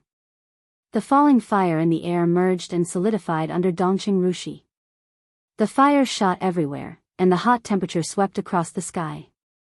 A giant sword with a length of hundreds of meters suddenly took shape in the air. The giant sword was surrounded by the fire. It followed Dongqing Rushi to stab down. Looking from a distance, it seemed that Dongqing Rushi was pushing a giant sword that was countless times larger than her body in the high sky, killing everything below. Silence was not out of the scabbard, but Dongqing Rushi, who was trying her best, had already used the sword essence outside the scabbard of silence to the extreme. The huge force hurt her body, but it also made her sword directly break through the extreme of the fire-flaming realm. Disperse. The four thundershocking realm experts below did not hesitate or panic in the face of the soaring sword. The leader gave a low shout, and the four of them began to move. Du Hanin, who was 1 second later than Dongqing Rushi, rushed to the four of them almost at the same time. The two sabers in her hands were shining, and she made full use of the mutated wind vein. In the blink of an eye, Du Hanin's speed had reached the extreme. She waved the sabers with all her strength at the peak of the fire-flaming realm. The saber energy broke through the air. The four thundershocking realm experts seemed to be attacked at the same time, and they suddenly stopped moving when they wanted to disperse. The giant sword surrounded by fire fell from the air with a loud bang. In the explosive sound that sounded like an earthquake, all the trees within a radius of 100 meters rose into the sky in the raging fire. Dongqing Rushi, Du Hanin, and the four thundershocking realm experts disappeared on the horizon and fell directly into the deep pit that was blasted by the sword. The deafening sound almost attracted everyone's attention. The Big Dipper instinctively glanced at the fire. On the battlefield surrounded by fire, the moment they fell, he clearly saw Du Hanin's figure jump into the center of the fire. Her figure was spinning wildly like a top, and the cold and sharp blade was like a flower in full bloom in the fire, with the light of death. The Big Dipper suddenly roared. The short sabers of Deep Dream and Sunset Shadow had already reached his back. In a split second, his figure jerked to one side. Two saber lights brushed past his body, leaving two deep bloody marks on his body. The figure of the Big Dipper rushed to the sky. The short sabers of Deep Dream and Sunset Shadow collided with each other and slashed upward at the same time. A flash of dazzling blue lightning instantly bloomed between the two sabers and directly turned into a natural arc, sweeping toward the Big Dipper's body with endless sharpness and killing intent. At this critical moment, the lightning all over the Big Dipper's body was almost concentrated to the limit. To everyone's surprise, he did not fight back. He even directly left Sunset Shadow and Deep Dream, and did not check the situation of the four thundershocking realm experts behind him. His body shook violently in the air, and in an instant, he directly pounced on Li Tianlan. Regardless of everything. Even if he had to bear the full blow of Deep Dream and Sunset Shadow, even if he fell to the thundershocking realm, even if he would die, he still rushed toward Li Tianlan. This person was a key figure in Zhongzhou State. Whether he died or was captured alive, it was enough to change the overall situation. So, there was no turning back. The Big Dipper drew his sword. A storm rose and whistled above the tip of his sword. Closer. Even closer. 20 meters. No. Behind him, the frightened voices of Deep Dream and Sunset Shadow rang out. The Big Dipper's eyes suddenly lit up. At such a close distance, if he and Wind Ghost joined forces, any bullshit young heavenly son would definitely die. Behind him, a bolt of lightning that seemed to be formed by nature whizzed and directly smashed the wind wall behind him, fiercely striking his back. Blood gushed from the corners of the Big Dipper's mouth. Wherever the lightning raged, his body had almost completely cracked, revealing the ghastly white bones. But his palm holding the sword was still stable. The long sword swept across. The gale rushed out of the tip of his sword in an instant with the lightning. The lightning entangled in the wind and shone brightly, like a raging tornado of thunder. Li Tianlan looked back in a hurry and had no time to react.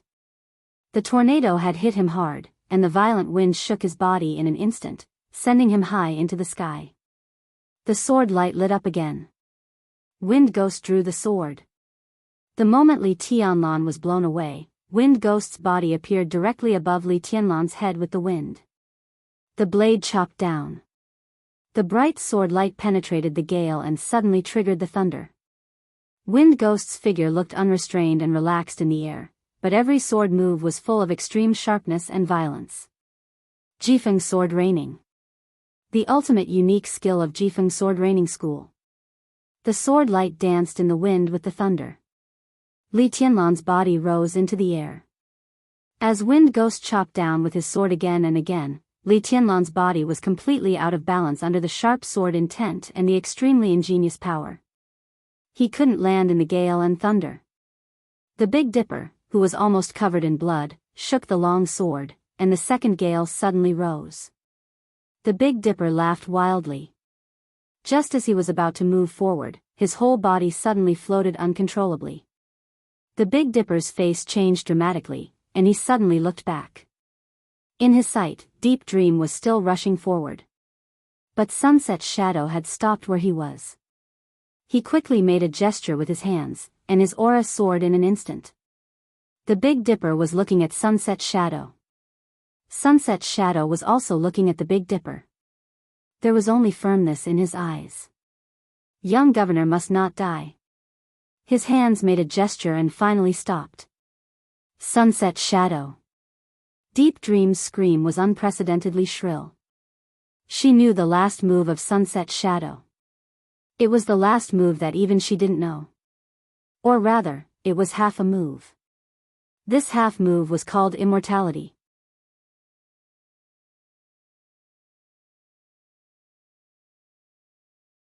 Chapter 214.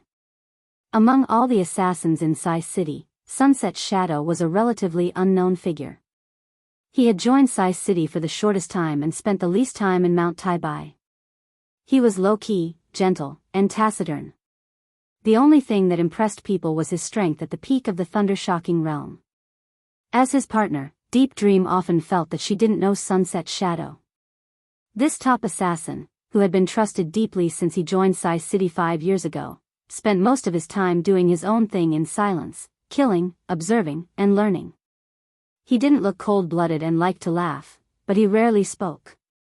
Deep Dream never denied the tacit understanding between her and him, but this tacit understanding often came from Sunset's shadow's own cooperation. Deep Dream didn't know what he was thinking, what he wanted, and what he wanted to pursue. In their many communications, Sunset's shadow never talked about this. In the beginning, Deep Dream always felt that Sunset's shadow's character was most in line with Sai City's concept of standing aloof from the world. But as they worked together for a long time, she could clearly feel the silent obsession in her partner's heart. As for what this obsession was, Deep Dream still didn't know until today. In terms of strength, Deep Dream was confident that she could beat Sunset's shadow by a little bit, but she knew very well that in terms of status in Sai City, she was one level lower than Sunset's shadow. Before Li Tianlan appeared, Tribulation was the deputy governor of Sai City. Cool Breeze and Drifting Cloud were known as the twin pillars of Sai City. If nothing changed, after Situ Tsangyue, the position of governor would definitely fall on Tribulation. But the candidate for deputy governor was not Cool Breeze and Drifting Cloud, but Sunset's shadow. He was the only candidate. This alone was enough to show his importance in the hearts of Situ Tsangyue and Tribulation. Even if Li Tianlan became the young governor of Sai City now, after some changes that Sai City didn't want to see, Sunset's shadow would still become one of the most important figures in Sai City. Therefore, when Situ Tsangyue imparted the Myriad Daos collection to the two of them, she also taught Sunset's shadow the other half of a unique skill. This seal was called immortality. But even Situ Tsangyue couldn't figure out the artistic conception and force exertion method in this half move, so for many years, she had only mastered this half move. This half style symbolized power, status, and responsibility. Deep Dream didn't know how terrifying this half move of immortality was. But for many years, Situ Tsangyue, who had been in the invincible realm and even entered the divine list, couldn't figure out the half move. It itself had a kind of power that no one dared to underestimate. This move was definitely not weaker than their combined move, Myriad Daos Collect. In fact, it might even be stronger. The Myriad Dao all-encompassing net required the two of them to work together, but Sunset Shadow was activating half of the Undying Seal alone. What would the result be? Above the ninth heaven, wind and thunder surged. Violent winds and lightning filled the entire battlefield. Wind Ghost had already gone all out. Li Tianlan's figure could not land in the gale. Wind Ghost's sword and the lightning met in the air. Every time he chopped, a large piece of lightning penetrated the gale. Thunder rolled high in the sky, and the thunder was like rain or waterfall. In an instant, Li Tianlan's figure was drowned in it, like a divine punishment. Flesh and blood splattered in the air. Li Tianlan had no choice but to resist in silence. But Sunset Shadow, who was not far away, looked more and more determined. The half of the Undying Seal had been completed. The figure of the Big Dipper seemed to be suspended in the vacuum, floating uncontrollably, struggling in vain. But the body of Wind Ghost was still in the air in his sight. Thousands of sword lights poured down wildly, bringing a lot of blood. A trace of regret flashed through Sunset Shadow's eyes. His emotions seemed to be a little complicated in a trance. The world-shaking unique skill of Jifeng Sword Raining School, was known as the fiercest and most violent unique skill of sword intent in the Dark World. The last leader of Jifeng Sword Raining School had a decisive battle with an invincible realm expert many years ago, and this move had blossomed with unparalleled light. That decisive battle took place about 20 years ago. It was one of the shortest decisive battles of the invincible realm in recent decades. At that time, the leader of Jifeng Sword Raining School only used two moves. The first move was the most basic Fierce Wind Cut. After the Fierce Wind Cut, the invincible realm expert was directly swept into the sky by the wind, and then he was greeted by Jifeng Sword Raining School. From beginning to end, in less than a minute, the sword intent poured down wildly, layer upon layer, like a surging river. The invincible realm expert lost his balance and was chopped to death in the air without even fighting back. And that battle did not help the Grandmaster of Jifeng Sword Raining School, but the reputation of this world-shaking unique skill. Of course, the unique skill of Jifeng Sword Raining School was not invincible. The most important thing was to avoid the wind brought by the fierce wind cut. All the unique skills of Jifeng Sword Raining School needed the help of wind to exert their greatest power. How could they control the sword when there was no wind? But now the Big Dipper launched a sneak attack regardless of his identity. Li Tianlan was directly swept into the air by the wind, and Wind Ghost controlled the sword in person. In such a situation, any expert under the half-step invincible realm could only fight with brute force. This was a young heavenly son who had been invested too much hope and obsession by Sai City. How could Sunset Shadow let him fight with brute force?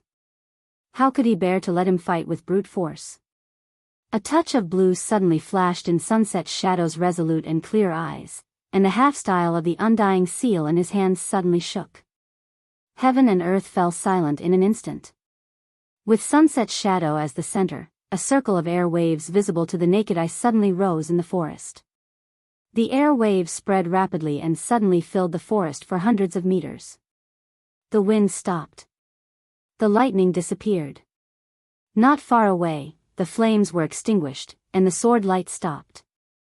Deep Dream's scream stopped abruptly. She opened her mouth, but she could not make any sound. The world was silent. At this moment, the area with a radius of hundreds of meters suddenly became the purest vacuum. She could not attack, move, or breathe. All her movements were completely frozen, and then she floated up. Invincible Realm. It was not a pseudo-domain, but a real domain of the invincible realm. Whether it was the Big Dipper or Wind Ghost, there was only fear in their eyes. The unique skill of Jifeng Sword Raining School was completely shattered by the vacuum. The moment the Big Dipper lost control of his body, Sunset Shadow shot out from his domain. All the bones in his body were shattering amidst the violent vibrations, turning into dust and powder. But his eyes were still calm. In an almost eternal moment, he looked at Li Tianlan. There was relief, emotion, and sigh in his eyes. His name was Sunset Shadow, but none of the people present knew him. His surname was also Li. They didn't need to know. Li Tianji. In the last afterglow of his life, Sunset Shadow murmured his name and rushed directly to the Big Dipper, whose eyes were filled with horror. The vacuum shook wildly. The center of the collision between the two shone with brilliant and dazzling lightning. Wherever the light passed, everything turned into dust. The bodies of the Big Dipper and Sunset Shadow disappeared completely, leaving only a large amount of dust floating in the air. Shadow. Deep Dream's shrill scream finally rang out. The word sunset was cut off before the void was formed, so the last word sounded extremely shrill. The vacuum dissipated. Li Tianlan, who suddenly fell, ignored the blood all over his body and instantly leaped over Wind Ghost. Wind Ghost, who moved almost at the same time as him, suddenly raised his head. The sword edge whistled.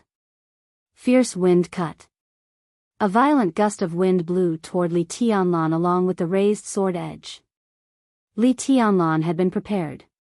His figure flashed and directly switched places with the shadow. The bright and dazzling light bloomed directly on the edge of the human emperor's sword in his hands, and the killing intent was overwhelming. Wind Ghost turned around abruptly. In his sight, Li Tianlan's figure had disappeared. There was only sword shadow in the whole world. Infinite light danced fiercely, accompanied by sparks that were compressed to the extreme. A 100-meter-long giant sword took shape directly in the light. The sword edge vibrated, and the giant sword, like a phantom, crossed the distance of dozens of meters and instantly appeared in front of Wind Ghost. The sword edge could break everything. Wind Ghost had no time to react at all, and the sword edge, which was several meters high, directly hit his chest. The giant sword moved forward, carrying Wind Ghost's body directly across the sky hundreds of meters high. The infinite sword intent completely tore his body apart, and sparks burst out, directly burning his body into ashes. This was not a unique technique belonging to the Li family. An extreme outbreak. This was the unique technique of the Wang family of Beihai. Sword of Emperor Path. Li Tianlan had landed. His expression was still calm, and his aura was weak, but his eyes were unprecedentedly bright. The sharpness that he had restrained to the extreme burst out of his body without reservation. At this moment, Li Tianlan's every move was with a kind of blazing, almost dazzling style, almost perfect. The giant sword leaped and disappeared in the air. In the deep pit that was blasted out by the sword, an incredible scream suddenly rang out. Dongxing Rushi's figure rushed out of the sky again. Heavenly Fairy. An expert of the thunder-shocking realm of Jifeng sword raining school staggered out of the deep pit, and fell to the ground after just 2 steps. In his chest, a scarlet crystal-clear dagger was slightly trembling, and the hilt, which was carved with countless complicated golden patterns, was full of blood. Lovesickness was stained with blood. At the same time, under the night sky, at Changdao International Airport, a beautiful woman in white whose age could not be guessed walked out of the airport hall with some cold people. She wore a long white dress, a green bracelet, a long sword on her back, and a dagger on her waist. The simple dress was obvious at a glance, but there was a sense of unreal beauty and illusion. The woman walked quietly, with empty and numb eyes, like a lifeless walking corpse. The airport was heavily guarded. Countless soldiers and elites of the special warfare system were patrolling and searching in the airport. Once they found anything suspicious, they would intercept it immediately. The woman in white walked past a pair of special policemen as if there was no one else around. The faint fragrance wafted in the air. The special policemen sniffed subconsciously and looked around blankly, but they saw nothing. A number of luxury buses were parked in front of the airport hall, and on the screen on the wall was a map of the whole territory of East Island. The woman stood in front of the door and looked up. In her sight, every city on the map of East Island appeared in front of her. She stood quietly, and her eyes wandered. Quietly, she stopped in the Ninghu area. The woman's empty and numb eyes suddenly had a little more fluctuation, like a dream, with a kind of mistiness that could make all living things fall. Time passed slowly. The gloomy night was still the same. After a long time, the woman moved. She took a deep look at the Ninghu area and turned around silently. Her snow-white hand subconsciously grasped the dagger hanging on her waist. It was a scarlet dagger that was almost crystal clear. It was gorgeous and exquisite, with fine and elegant golden patterns spreading over the dagger. It looked complicated and mysterious. The woman grasped the dagger tightly. Her originally weak body seemed to have gained a little more strength, and her walking pace also became slightly faster. While walking, she took off the dagger, put it in front of her eyes, and pulled it out of the scabbard. The fine golden patterns on the scarlet and transparent blade were more complicated and elegant. Near the hilt, two deep traditional Chinese characters were still as clear as yesterday, even after so many years. Forgetting each other. Yearning and forgetting each other, the woman's eyes were blurred and dazed, and eventually became completely empty and numb. She put away the dagger and walked straight ahead, without looking back. She couldn't look back, because she had no choice. This was Chengdao. From the moment she set foot on this land, or perhaps even before, she already knew that in this life, she would have to apologize to a second person for the second time. The sky was quiet, and the sky was full of stars. The night was long. In the darkest time of the night, the dawn was approaching. There was night.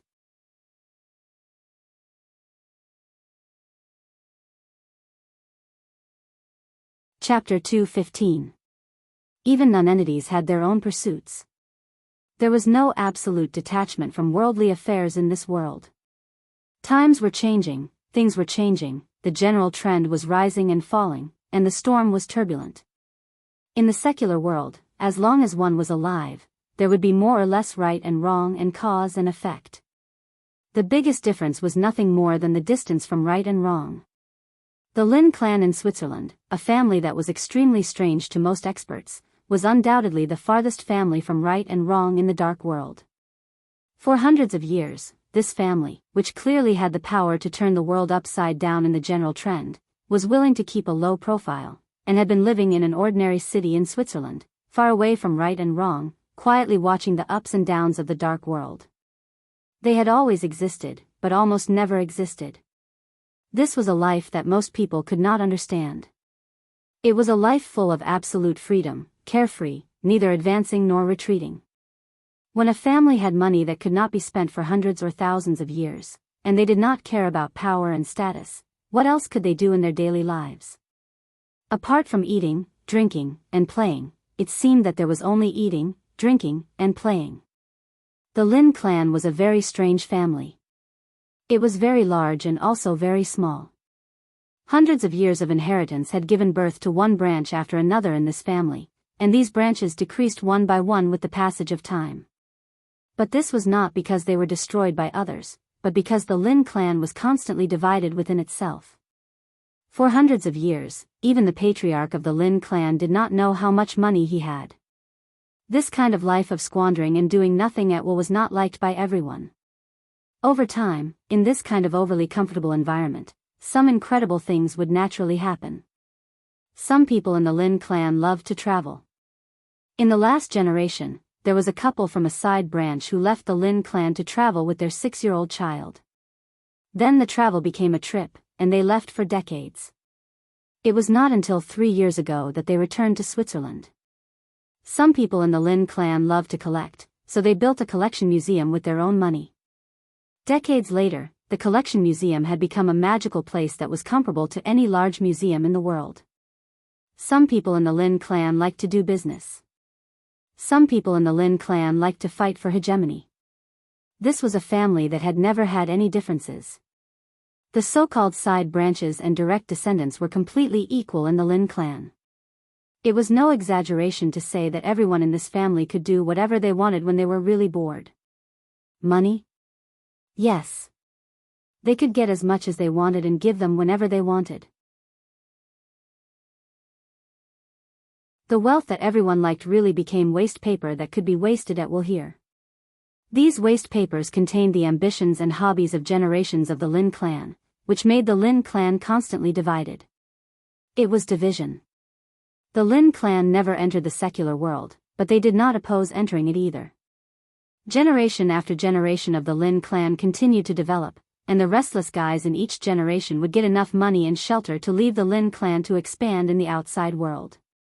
The people of the Lin clan were all over the world, forming one Lin family after another. Today, the Lin family, which had split off hundreds of years ago, had already cut off all ties with the Lin clan in Switzerland. It could even be said that they were two different forces.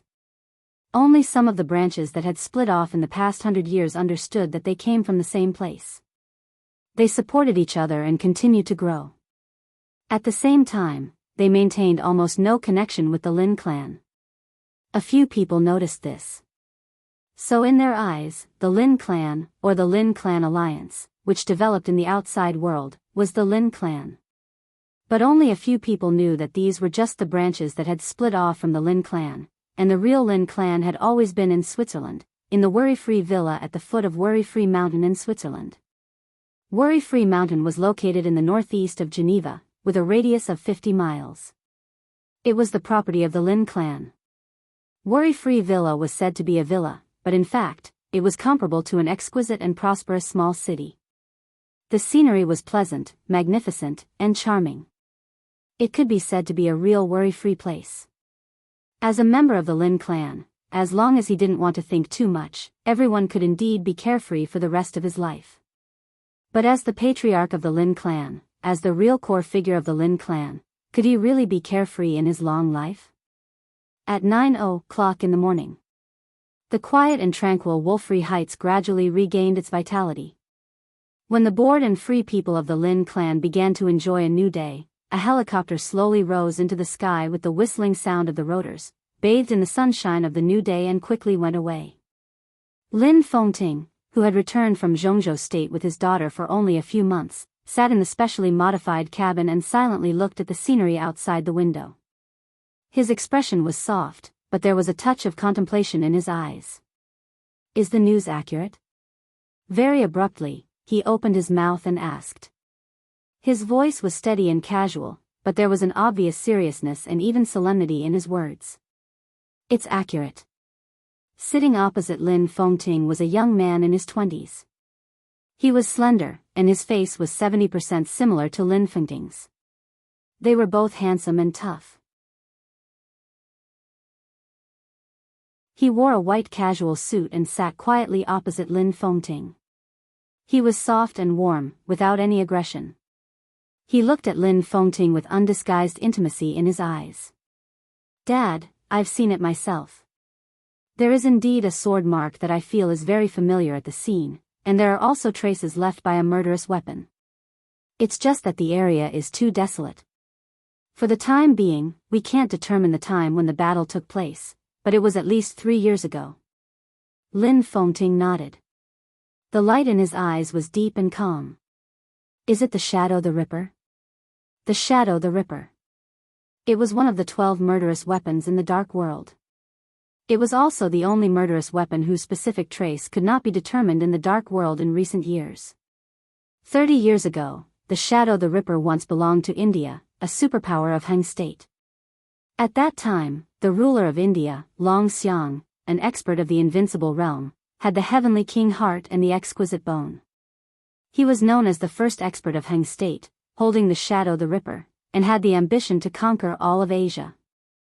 However, India invaded Zhongzhou State at its most glorious time.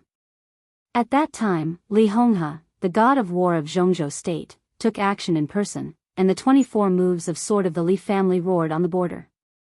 The battle lasted a day and a night, from Zhongzhou State directly to Han State. Li Honghe entered Han State alone, chased for more than 400 miles, and finally killed Long Xiang, the first expert of Han State. The murderous weapon, the Shadow the Ripper, disappeared from that day until today. Lin Fengting and the Lin clan themselves did not have much interest in the Shadow the Ripper. However, 19 years ago, with the destruction of the Li family, Li Guangtu's treason, and the destruction of the Li family's murderous weapon, the infinite sky, a trace of obsession gradually appeared in the Lin clan. Since Lin Fengting took charge of the Lin clan, he had been investigating clues about the Shadow the Ripper. The conflict with the Vatican a few years ago was mostly because of this reason. However, there were too many rumors about this murderous weapon, true and false. Lin Fengting searched many times but found nothing. However, in his heart, this had become an obsession, so he had never given up for many years. It was not until yesterday that the Lin clan's branches in the outside world finally locked a trace of the Shadow the Ripper again. Lin Yuxian, Lin Fengting's eldest son, rushed to the scene to investigate in person. As a result, he accidentally found another sword mark that felt very familiar to him. Lin Yuxian rushed back to Ware Free Heights overnight and told Lin Fengting about it. Then, without any delay, the father and son took a helicopter to the border between Switzerland and Germany again. Most murderous weapons have owners. Every time they move, there will be intelligence from all sides, but there is no news at the border this time. It should not belong to any murderous weapon that has an owner now, so it is very likely to be the Shadow the Ripper. Father, you have to see it in person to be sure. Lin Yuxian shook his head, hesitated, and told the truth. Lin Fengting nodded, looked at his eldest son whose eyes were red, and said softly, "You've worked hard. Are you tired these 2 days?" "I'm fine." Lin Yuxian shook his head and said, "Dad, don't scold me for being a good-for-nothing. I really feel good now. When you came back from Zhongzhou State, it was the easiest time for me." Lin Fengting was silent for a while, but he still couldn't help laughing and scolding, "You are really good for nothing." Lin Yuxian smiled, but his eyes were a little dazed. He said softly, "If I have time, I really want to see Tianlan." He replaced my position, wrong. Lin Fengting waved his hand and said faintly, "That is his position. If you go, you will be the real replacement. Your position is the patriarch of the Lin clan. You can't forget this." "Yes." Lin Yuxian's expression changed, and he agreed seriously. "Yuxian, you must remember. The whole Lin clan could forget about their worries, but as the patriarch, he could forget everything except for his worries. It is naturally hard for Tianlan to revive the Li family, but you will be carrying the whole Lin clan in the future. Isn't it hard?" Lin Fengting's eyes were calm and vicissitudes of life. He said softly, "The word patriarch itself is hard."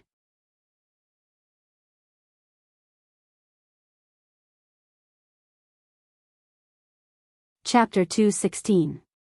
What Lin Fengting said was an irrefutable fact, so Lin Yuxian had nothing to say. His parents named him Yuxian, but they did not want him to be carefree all his life. The greater the power, the higher the status, and the stronger the strength, the greater the responsibility. This was a universal truth, and it was also applicable within the Lin clan. The headquarters of the Lin clan stood aloof from worldly affairs and were carefree, but none of the collateral branches that split from the headquarters was bad. Although the major branches had little contact with the headquarters, there was cause and effect between them after all.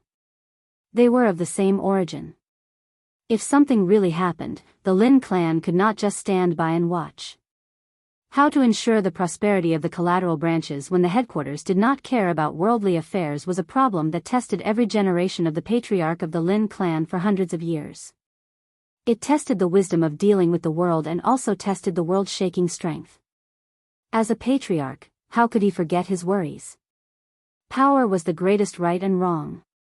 "My sister," Lin Yuxian looked at Lin Fengting and wanted to say something but stopped on second thought.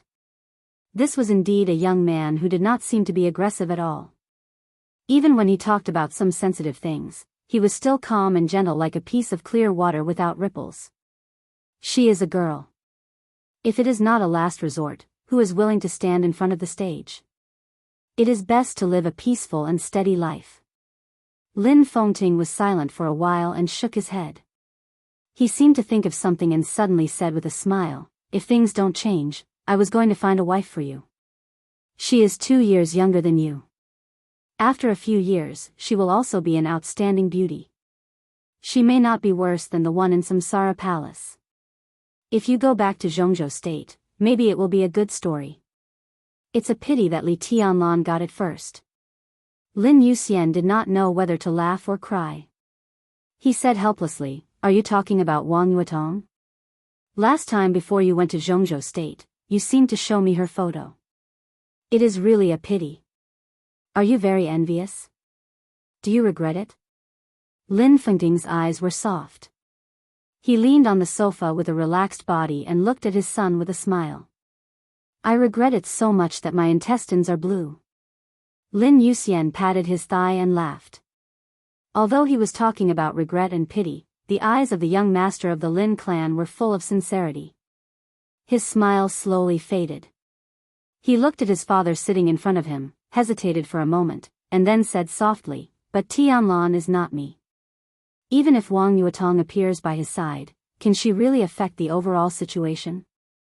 In other words, can Wang Yuetong really stay with Tianlan in the end? What are you trying to say?" Lin Fengting's tone was calm. "I mean, can we intervene a little? Maybe Uncle Wang." Lin Yuxian's tone was cautious and vague. "I can't." Lin Fengting shook his head without hesitation. The Lin clan doesn't care about worldly affairs. This matter involves too much. How can we interfere? Let Tianlan join the Lin clan? Let's not talk about whether we're willing or not, even he himself would probably reject it. Lin Yuxian was silent and lost in thought. "We owe the Li family a sword. If we can find clues about the Shadow the Ripper this time, I will give the Shadow the Ripper and divine punishment to Tianlan to settle the karma. The rest is up to him." Lin Fengting's tone was calm and firm. Lin Yuxian took a deep look at his father and nodded, but he thought of many years ago. In the year when the Li family was destroyed, he was still an ignorant child and could not remember his father's attitude when he learned the news. But it seemed that from that year on, the Lin clan began to secretly pursue the news of the Shadow the Ripper. How important were the 12 murderous weapons in the dark world? It was the power of the invincible realm. When it was fired with all its strength, it was equivalent to a full blow from an invincible realm expert. Such a murderous weapon could be said to be a treasure related to the fate of the country and one of the greatest deterrents in the dark world. The 11 murderous weapons had a clear owner. The Lin clan did not want to enter the secular world to participate in disputes, so they could only track down the whereabouts of the missing Shadow the Ripper. When Lin Yuxian was 13 years old, he began to get involved in the secret affairs of the Lin clan bit by bit. It was also that year that in the chat between father and son, Lin Fengting said intentionally or unintentionally, "In any case, the foundation and glory left by our ancestors can't disappear in vain." At that time, Lin Yuxian was still young, but he also vaguely sensed something through this sentence. Lin Yuxian officially stepped into the fire-flaming realm at the age of 18. That year, the Lin clan accidentally got the news about the Shadow the Ripper. Several branches took action in person, but in the end, it was proved that the news was not true. The Lin clan did not get the murderous weapon. But that year, Lin Fengting made formal arrangements for Lin Yuxian and his sister Lin Chuxue. The foundation and glory of our ancestors could not disappear in vain. Since the Li family was destroyed, Lin Yuxian should split from the Lin clan, return to Zhongzhou State, and rebuild Zhuanyuantai. And Lin Chuxue would be responsible for the affairs of the Lin clan in the future. A few years passed, and there was no news from the Shadow the Ripper. Lin Yuxian, who was nearly 24 years old, officially stepped into the thunder-shocking realm a few months ago.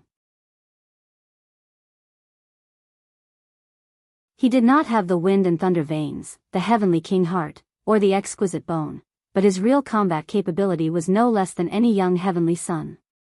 A few months ago, Lin Fengting revisited Zhongzhou State with his daughter. It seemed to be a trip, but he suddenly contacted Wang Tianzong after not contacting the Wang family of Beihai for more than a decade. At that time, he really wanted to matchmake Lin Yuxian and Wang Yuetong. The Lin clan and the Wang family of Beihai had been friends for generations. The ancestors of the Lin clan founded Zhuanyuantai of Kunlun, which was strongly supported by the ancestors of the Wang family of Beihai. Later, the Lin clan left Zhongzhou state and passed the supreme power of Xuanyuantai to their disciple, the Li family.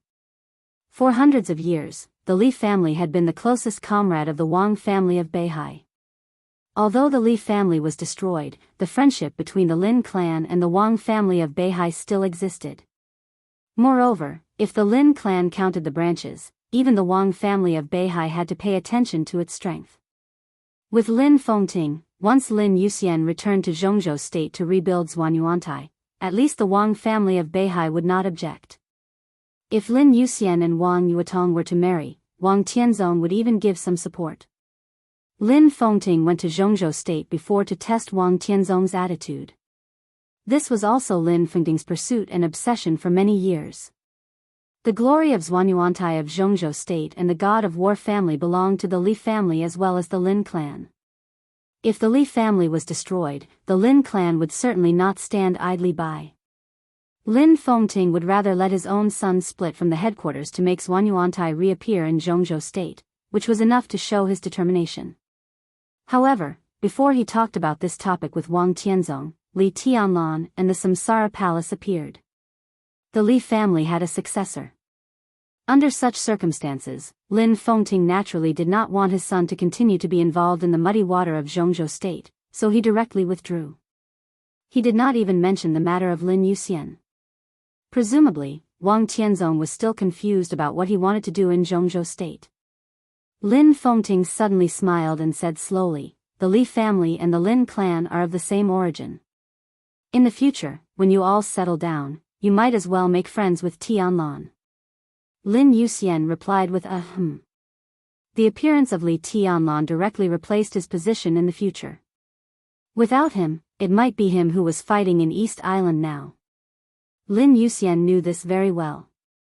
Moreover, the Li family had a successor, which could make the Lin clan more comfortable in adjusting the power inheritance in the clan. It was not that Lin Chuxue was not good enough, but in contrast, Lin Yuxian was more suitable for this position. However, Lin Yuxian and Li Tianlan were different after all. If he went to Zhongzhou state, it was almost certain that he would marry Wang Yuatong and rebuild Xuanyuantai. At least, he would not encounter resistance from the Wang family of Beihai. Whether the new Xuanyuantai would join the Southeast group again or not, Wang Tianzong would not be a villain.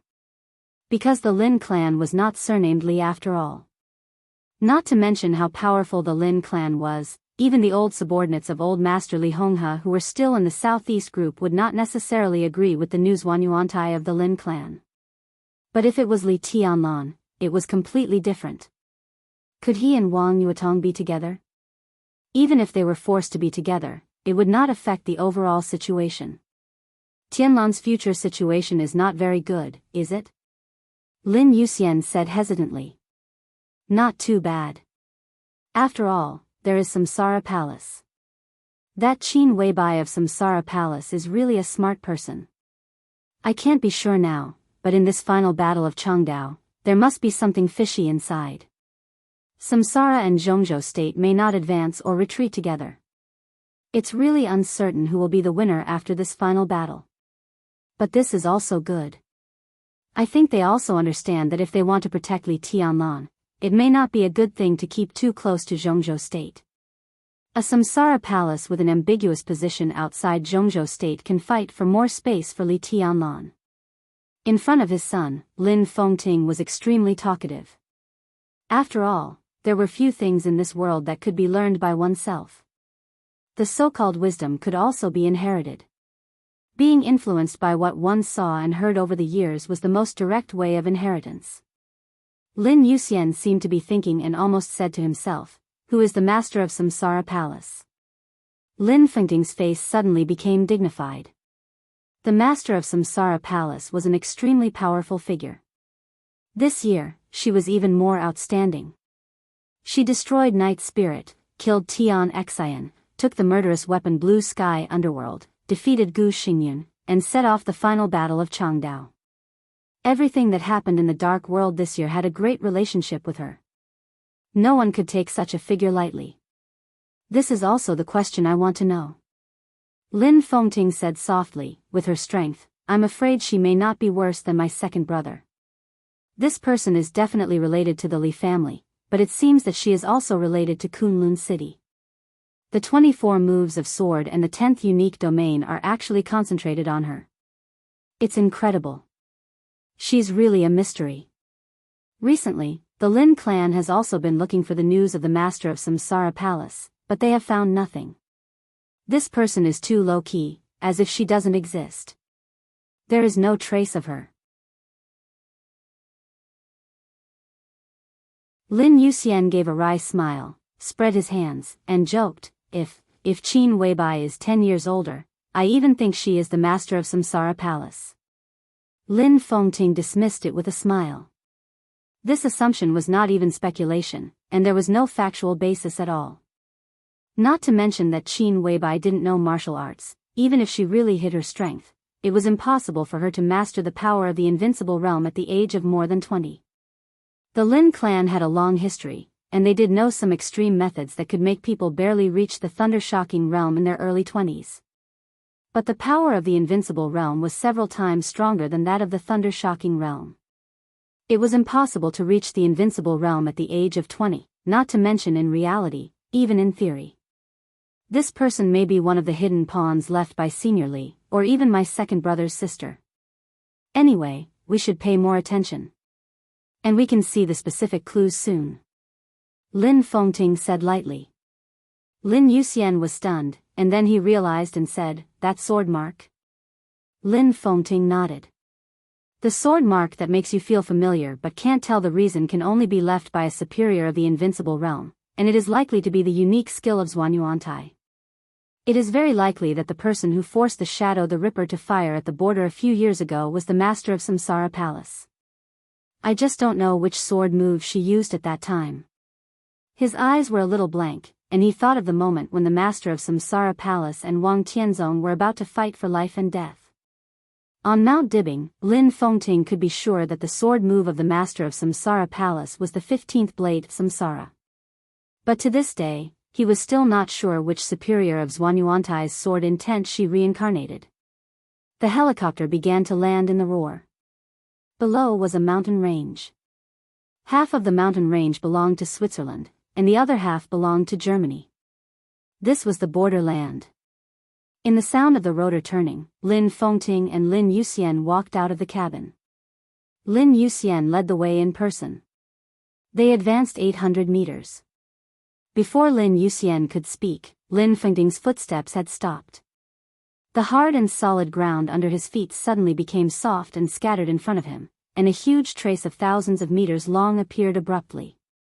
The trace spread from the ground, smashed the rocks, rushed up the hillside, and directly imprinted on a mountain in front with an unstoppable momentum. Everything along the way seemed to be torn into powder. That battle seemed to be a long time ago, but even now, the trace was still clear, and the torn land and rocks still had no sparks. Lin Fengting looked solemn and moved forward along the trace. The soft ground was slightly deformed under his feet, but it returned to its original state the moment he lifted his foot. In the blink of an eye, they were 1,000 meters away. Lin Fengting's figure approached the mountain at the end of the trace. Looking up, the continuous trace went all the way up the mountain. The trace, which was tens of meters wide, became narrower as it went up, which was a sign that the power was condensing and condensing along the way. At the end of the trace, there was a gully deeply engraved into the mountain. The gully was tens of meters long. In terms of length, it was far from the trace left by the murderous weapon, but it had a kind of power that almost smashed the whole mountain into powder. Sword trace. Lin Fengting's pupils suddenly contracted. His body suddenly rose, and the next second, he came directly in front of the sword trace. The sword trace was quietly engraved on the mountain. The original sword intent and sword energy rushed into the mountain, leaving a narrow but deep gap. Every tiny cut in the sword trace and every engraving mark became clearer and clearer in Lin Fengting's eyes, but his eyes gradually became dazed. Absolute sword, Lin Fengting muttered to himself. At this moment, he even completely ignored the trace left by the murderous weapon. Absolute sword? Which sword? Lin Youxian's expression changed dramatically. Absolute Sword was a specific name in Zhuanyuantai's martial arts. It referred to the most powerful sword moves in Zhuanyuantai's martial arts. The core of martial arts of the Wang family of Beihai was Outbreak.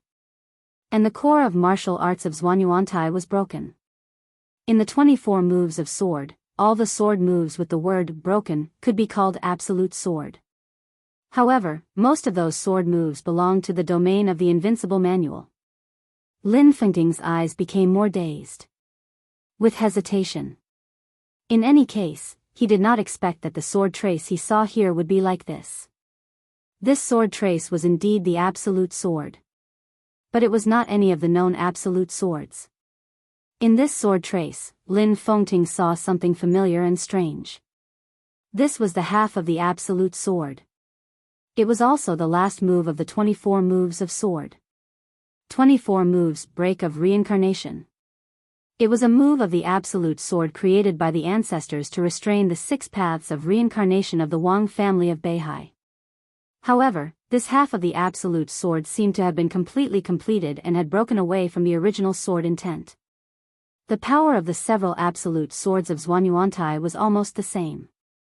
Even the break of reincarnation was only aimed at the unique skill of the Wang family of Beihai, and its power was not much stronger than the other moves.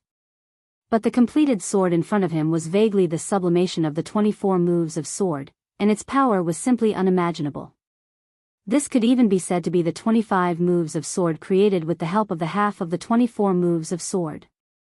Lin Fengting's eyes were complicated and confused. The half of the 24 moves of sword had always existed in the Lin clan for hundreds of years before. Even the Li family had not mastered it. If this sword move was left by the master of Samsara Palace, who was she? If the master of Samsara Palace had nothing to do with the Li family, but she had mastered the 24 moves of sword, then the most likely possibility was that she was from the Lin clan. Especially the completed half of the Absolute Sword that even the Li family could not master, it proved something invisibly. Did she have the same idea as him to support Li Tianlan? On the cold mountain peak, Lin Fengting slowly landed on the ground. Continue to track down the whereabouts of the murderous weapon. Lin Fengting suddenly said, put the matter of the master of Samsara Palace aside for the time being. Okay. Lin Youxian responded. Looking at his father who was about to leave, he asked subconsciously, Dad, where are you going? I'm going to Zhongzhou State.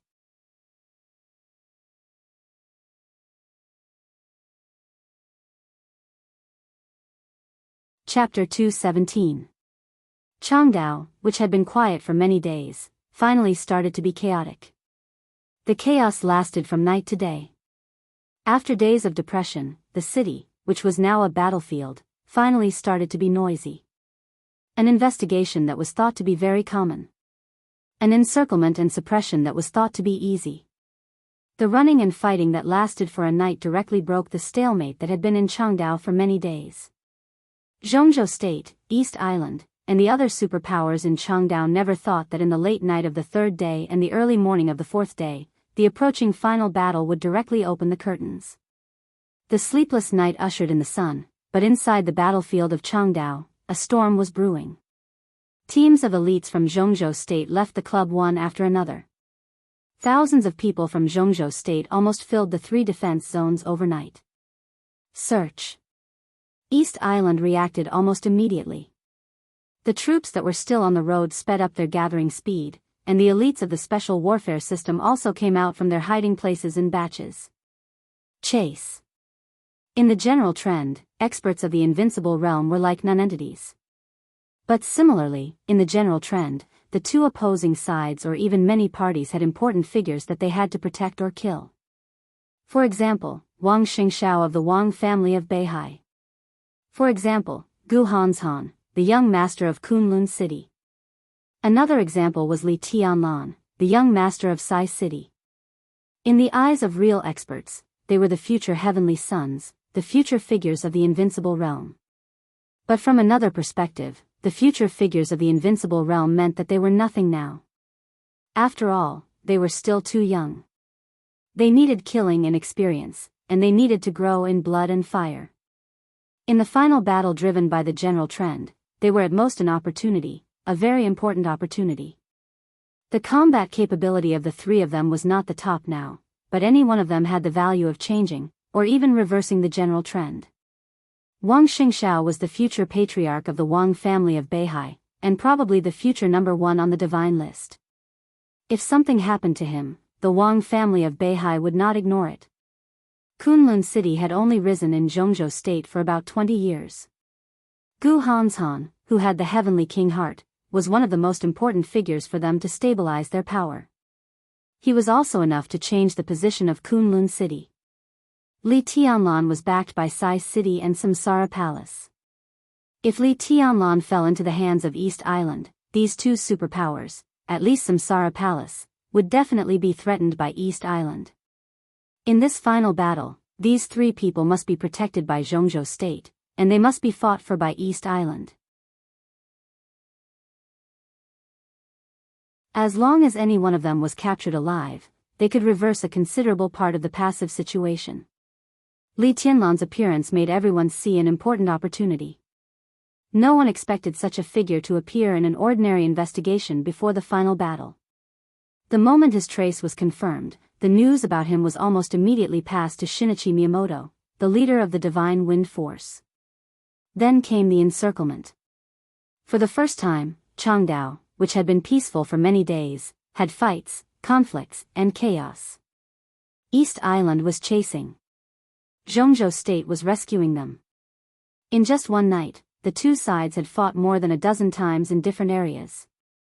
But whether they should take advantage of this opportunity and directly fight to the death when the final battle began, neither Zhongzhou State nor East Island had made up their minds. However, the slaughter had already broken out. How could it be easy for them to live in harmony? He was in a dilemma. For the first time, Shinichi Miyamoto began to feel troubled. If he was given one more day, he would be able to fully prepare everything and then launch the final battle. At that time, on the land of Changdao, he would not be afraid of anyone or any opponent. But just one day later, the opportunity for the final battle suddenly appeared. And this opportunity was Li Tianlan. Right now, Li Tianlan was definitely one of the most crucial figures in this final battle. All the signs showed that this young heavenly son, who appeared in Zhongzhou State a few months ago, had attracted the interest of several superpowers. Not to mention Sai City and Samsara Palace behind him, even the attitudes of the Jiang family of South America and Knights Templars were unclear. One wanted to kill him directly, and the other wanted to capture him alive. Shinichi Miyamoto didn't know what they were planning, but he was very clear that as long as he could control Li Tianlan, it would definitely be good for East Island's current passive situation. If it was Wang Xingxiao and Gu Hanshan who showed up this time, Shinichi Miyamoto could grit his teeth and suppress his impulse. But Li Tianlan's appearance made him hesitate. It was such a rare opportunity, it would be a pity not to make a move. But if he made a move, he was not well prepared now. Although he only had one day, the entire battle of Changdao would last only 7 days. When the final battle started, all the superpowers of the dark world would get involved. One day was enough to bring too many variables. The sun shone on every corner of the mountain, and the hot light shone on the low hillside. The military tents gradually reflected the dazzling light. Shinichi Miyamoto stood in front of his tent, watching the darkness turn into light in his sight. He was motionless, like a statue. This was the temporary headquarters of the final battle in East Island. They didn't station themselves in some places with people. Instead, they chose a low hill with few people and pitched tents one after another on the hill. In this final battle of East Island, 80% of the most powerful elites were here. And Shinichi Miyamoto, the palace master of Liuhua Palace and the leader of the Divine Wind Force, the only superior of the invincible realm in East Island, had also been here since the first day. The final battle was approaching, and Shinichi Miyamoto's state of mind was getting calmer and calmer. But Li Tianlan's news disturbed his mind. He had been standing here all night, but the hesitation in his heart was still surging. What do you think? Under the sun, Shinichi Miyamoto, who had been silent for a long time, suddenly opened his mouth. He was dressed in a gray ninja costume, and even his face was covered. He was like a shadow in the daytime, vague and illusory. Li Tianlan must be controlled by us. This is an absolutely good opportunity, and it's fleeting. Your Highness, we can't hesitate. Tian Yu, the High Priest of ISE Grand Shrine, made his position clear immediately. He was seriously injured in the battle against Li Baidian, Dongqing Rushi, and others in the capital city, and he hadn't fully recovered yet. But right now, his tone was firm, even resolute. This person is indeed very important in this battle. It's not only about the internal affairs of Zhongzhou State, but also about the Samsara Palace. He's a key figure, and we should take the initiative. Heavenly Hound, the left advisor of Wuji Palace, said in a deep voice. The people present, especially those who could stand in front of Shinichi Miyamoto, were all important figures in the special warfare system of East Island, including the top management of the Divine Wind Force, the giants of the Shinto sect, the left and right advisors of Wuji Palace, and the key figures of Liuhua Palace and Jifeng Sword Training School. In the upcoming final battle, each of them was the most crucial combat capability. If they had the same attitude toward the final battle, their will would even be stronger than Shinichi Miyamoto's own will. What are you worried about, Your Highness? Tide and Glacier asked at the same time. These two superiors of the half-step invincible realm were the left and right guards of the Mikado, and their status was very high. Their questions seemed to represent their position. I'm worried that this is a bait set by Zhongzhou State. Shinichi Miyamoto took a deep breath and said in a low voice, it's such a coincidence that Li Tianlan exposed himself this time. It's an opportunity, but it could also be a trap. Glacier and Tide looked at each other and spoke again at the same time. They said flatly, this is East Island. Shinichi Miyamoto smiled bitterly. This was indeed East Island, but now it was the conflict of the Dark World. A large number of elites of East Island were trapped in Huading, Zhongzhou State. Now their strength was limited, and they couldn't use the troops on the periphery. So what if this was East Island? I support the final battle. A clear voice sounded. This is our country. Since we have such a good opportunity, why don't we fight? We're not ready, and the others aren't either. Anyway, we have the advantage. Shinichi Miyamoto narrowed his eyes, but he remained calm. It was Crown Prince Rend who spoke. Glacier and Tide, the two superiors from the royal family, had already expressed their stance, so there was no need to ask Crown Prince Rend's position. He forced himself to calm down and suddenly said, sorry, I need to make a phone call. Under everyone's confused gaze, he walked aside and dialed a number. It wasn't the Mikado or the Prime Minister, but someone outside East Island. Your Highness Miyamoto? On the other side of the phone, a lazy voice sounded with a hint of a smile. What can I do for you? Li Tianlan. Shinichi Miyamoto didn't waste any time and said in a deep voice, he's here. Evil, why don't you make a move? On the phone, the only killer of the invincible realm in the dark world fell silent. After a long time, he said flatly, believe it or not, I have to say that I've observed Li Tianlan. I'm only a few hundred meters away from him, and he's alone. But I always feel that he's dangerous. At least, I don't have the confidence to kill him now. So I need a chance. Dangerous? Shinichi Miyamoto raised his eyebrows in surprise. Yes, it's dangerous. Evil's tone was solemn, but there was a hint of doubt in it. Shinichi Miyamoto didn't say anything more and hung up the phone without any expression. He stood where he was, and after a long silence, he suddenly turned around and said, give the order. The superior of East Island, who was waiting for Shinichi Miyamoto's final decision, suddenly trembled. Catch Li Tianlan at all costs. Shinichi Miyamoto said word by word, even if it's the final battle. He finally agreed with Crown Prince Ren's judgment. 7 days was too short after all. Even if Li Tianlan was the bait and East Island wasn't well prepared, Zhongzhou State wouldn't be well prepared either. In the final battle now, they still had the advantage. But what Shinichi Miyamoto didn't know was that Zhongzhou State wasn't well prepared, but Li Tianlan, the bait, wasn't thrown out by Zhongzhou State. If it weren't for a mysterious man's unexpected disruption, Li Tianlan's investigation wouldn't have been exposed. In the final battle now, all the forces exposed to East Island weren't well prepared. But there was a mysterious force that had been waiting for a long time. In the midst of the known and unknown, all the forces of East Island started to take action.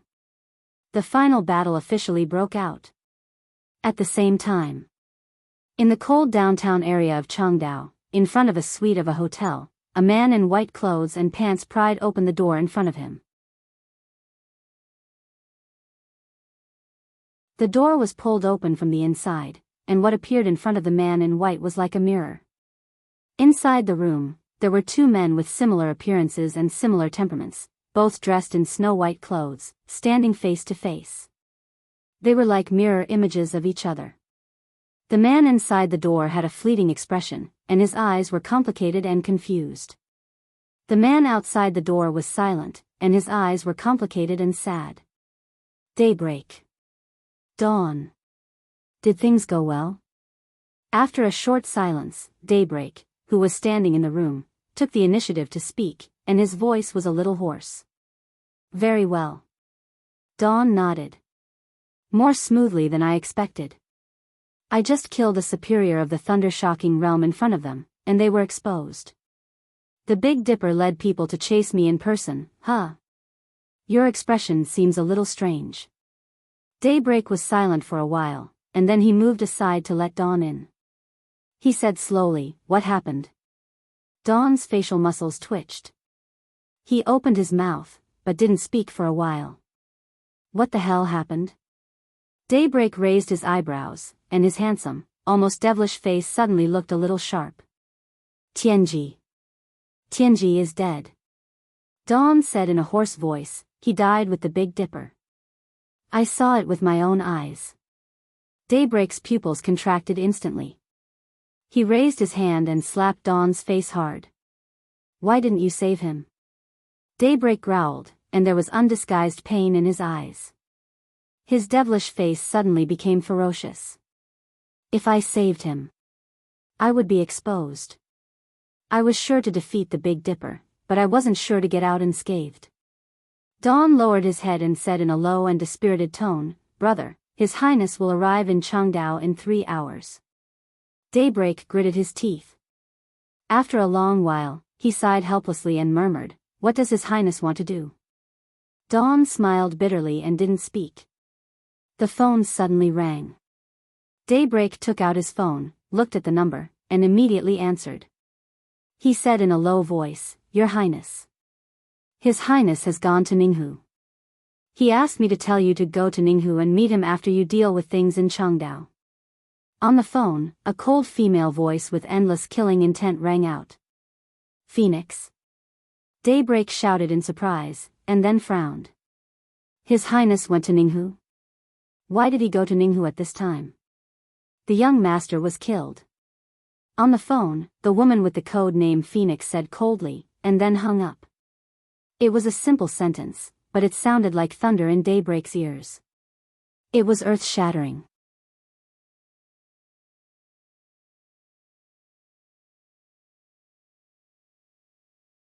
Chapter 218.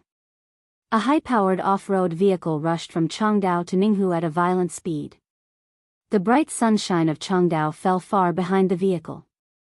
It was raining in Ninghu at this time. It was daytime, but the sky was completely covered by gloomy dark clouds. The raindrops kept hitting the car window, pitter-patter, and there was a hazy mist on the car window. The windshield wipers kept working. The off-road vehicle didn't slow down at all in the rain. It roared into the downtown area of Ninghu and drove to the suburbs of Ninghu. The roar of the off-road vehicle's engine seemed to be abnormal, but the driver didn't care. The vehicle roared past Ninghu's Wujia mountain and rushed into a nearby fishing village as if it was taking off from the ground. The village was very small, with a population of 200 or 300, and the permanent population was no more than 100. It was quiet at this time. The off-road vehicle stopped in the middle of the village and the door opened. In just a few hours, daybreak and dawn, who arrived in Ninghu at the fastest speed, didn't stop. Like two white shadows, they flashed and rushed directly to the north of the village. The narrow alley in the north of the village was almost full of fishermen, men and women, old and young. The more mature ones more or less had a trace of regret or sadness on their faces. The crowd talked in twos and threes.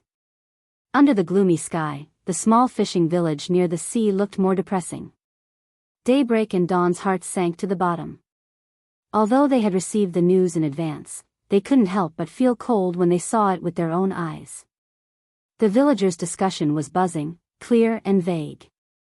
Their minds were blank, and they walked past the villagers around them in a daze, like walking corpses. Huawu is dead. Yeah, what a pity. I haven't seen him for a few days. It turns out, the murderer went too far. He's so cruel. He's a good kid. The last time I saw him, he wanted me to take him fishing. Yeah, he's a kind kid. He often came to help me with things and tutored my son. What a pity. It's too much. Who killed him? Poor little Kudo. Daybreak and Dawn walked forward in a daze, lost. Come in. A clear, flat, and emotionless voice suddenly rang out beside the two of them. The voice was very soft, but it struck their hearts in an instant. Daybreak and Dawn were shocked. They looked at each other and saw the despair in each other's eyes. They knew that the young master had been killed. Although this was definitely bad news, the two of them still had some hope in their hearts. But now, their hope was completely shattered with a simple word from His Highness. If there really was hope, His Highness wouldn't be here at this moment. This could only mean that there was no turning back. The two pushed through the crowd in front of them and strode into the courtyard. There were very few people in the courtyard. A few men and women dressed like ordinary fishermen but with different temperaments were kneeling in the corner of the courtyard. Their faces were ashen and they were motionless, as if they had lost their souls. A middle-aged man, who looked to be in his 40s or 50s, was standing in the middle of the yard calmly. He had a thin, ordinary body and an unremarkable appearance. He stood there expressionlessly, with his back to Dawn and Daybreak. He was calm but exuded an indescribable sense of oppression and danger. It was an indescribable feeling. The whole yard, the whole fishing village, and even the whole world became illusory around the man. The tall and cold woman standing beside the man, and even Daybreak and Dawn themselves became meaningless background.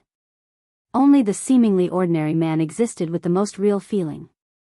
He was motionless, but once he moved, it seemed that the whole world around him would be broken into ashes with his outburst. Behind this dazed and oppressive environment, both Daybreak and Dawn felt an extreme rage and killing intent. Your Highness, Daybreak and Dawn stood behind the man and bowed, trying their best to keep calm. The man said nothing and didn't move, like a statue. Dawn subconsciously looked at the woman standing beside the man. It was a woman in her 30s. She was elegant, delicate, arrogant, and mature. She was a very attractive woman, like a thorny rose, delicate and beautiful, but also very dangerous. However, at this moment, standing next to the man, her elegance dimmed like never before. At this moment, she was like a lifeless sculpture, and only the man beside her was the most real person. Her code name was Phoenix. In their organization, she was a master whose position was no less than Daybreak and Daybreak's. Phoenix seemed to feel Dawn's gaze, but she didn't dare to move. She just turned the corner of her eyes and signaled them to look forward. Daybreak and Dawn moved to the left and right respectively. They looked past the man in front of them, and their faces suddenly changed. A small piece of white cloth was spread out in front of the man. The white cloth was stained with dried and somewhat black blood. A palm that seemed to be maintaining a hand seal was placed on the white cloth. Other than that, there was only a pile of ashes mixed with gravel, as well as some minced meat and broken bones. This was their young master. Daybreak and Dawn's eyes became extremely cold in an instant. Intense anger and killing intent burst out from them in an instant. Smashing bones and scattering ashes? They thought of this word immediately, but their eyes fell on the palm that was still making a seal. What did he want to express by leaving this palm? Was it a provocation?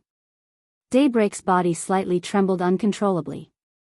He suddenly reached out his hand, and a middle-aged man who was kneeling in the corner flew over uncontrollably and was caught by Daybreak. What's going on? Daybreak's voice was as cold as the chilly wind blowing in the hell. I don't know. The morning before yesterday, young master was killed on his way to school and didn't come back that day. We searched for a long time before we found young master's remains under the cliff of Wujia Mountain. The man caught by Daybreak was an expert who was infinitely close to the thunder-shocking realm. He was also one of the hidden pawns they left in the village to accompany young master. But at this time, this person's face was completely pale, and there was only despair in his eyes. It was self-evident what young master meant to their organization. He was the son of His Highness, a real genius. Although he didn't have fancy things like wind and thunder veins and heavenly keen heart and exquisite bone, his real combat capability was unparalleled. As a 10-year-old thunder-shocking realm expert, as long as he was given time, he would definitely enter the invincible realm as soon as he was 30 years old. He was the real heavenly son, destined to sweep the dark world in the future. But now, such a person, who was regarded as the biggest hope by His Highness and the entire organization, was killed. As guardians, they couldn't absolve themselves from the blame. Who did it? Standing in front of his son's remains, the mysterious Highness finally spoke. His voice was still calm, without any extra emotion. The extreme calmness was in itself a kind of complete madness. There was silence. No one could answer this question. After a long time, Daybreak smiled bitterly and said, "Now we can't even find the suspect. Maybe it's the dark forces that entered Chengdao recently, and Zhongzhou State." The expert who was grabbed by breaking dawn said with a fierce gaze. Daybreak glanced at him coldly and didn't even bother to say a word. Young master had been secretly taught by His Highness since he was a child. After he was left to live in this mountain village, Daybreak, Dawn, Phoenix, and the others would come to give him advice from time to time. No one knew more than them how terrifying young master was. A 17-year-old thunder-shocking realm expert represented not only the terrifying and desperate potential in the future, but also the extremely violent combat capability. Many people thought that Daybreak was the strongest expert in the organization except for His Highness. It might not be wrong, but Daybreak was sure that if he fought desperately, he might be able to seriously injure young master, but he would be the one who would die in the end. Even if he and Dawn joined hands, young master couldn't defeat him and wanted to run away, and they couldn't stop him. In other words, in the entire dark world, no one under the invincible realm could kill young master. Under such circumstances, young master was turned into ashes. Which invincible realm expert did it?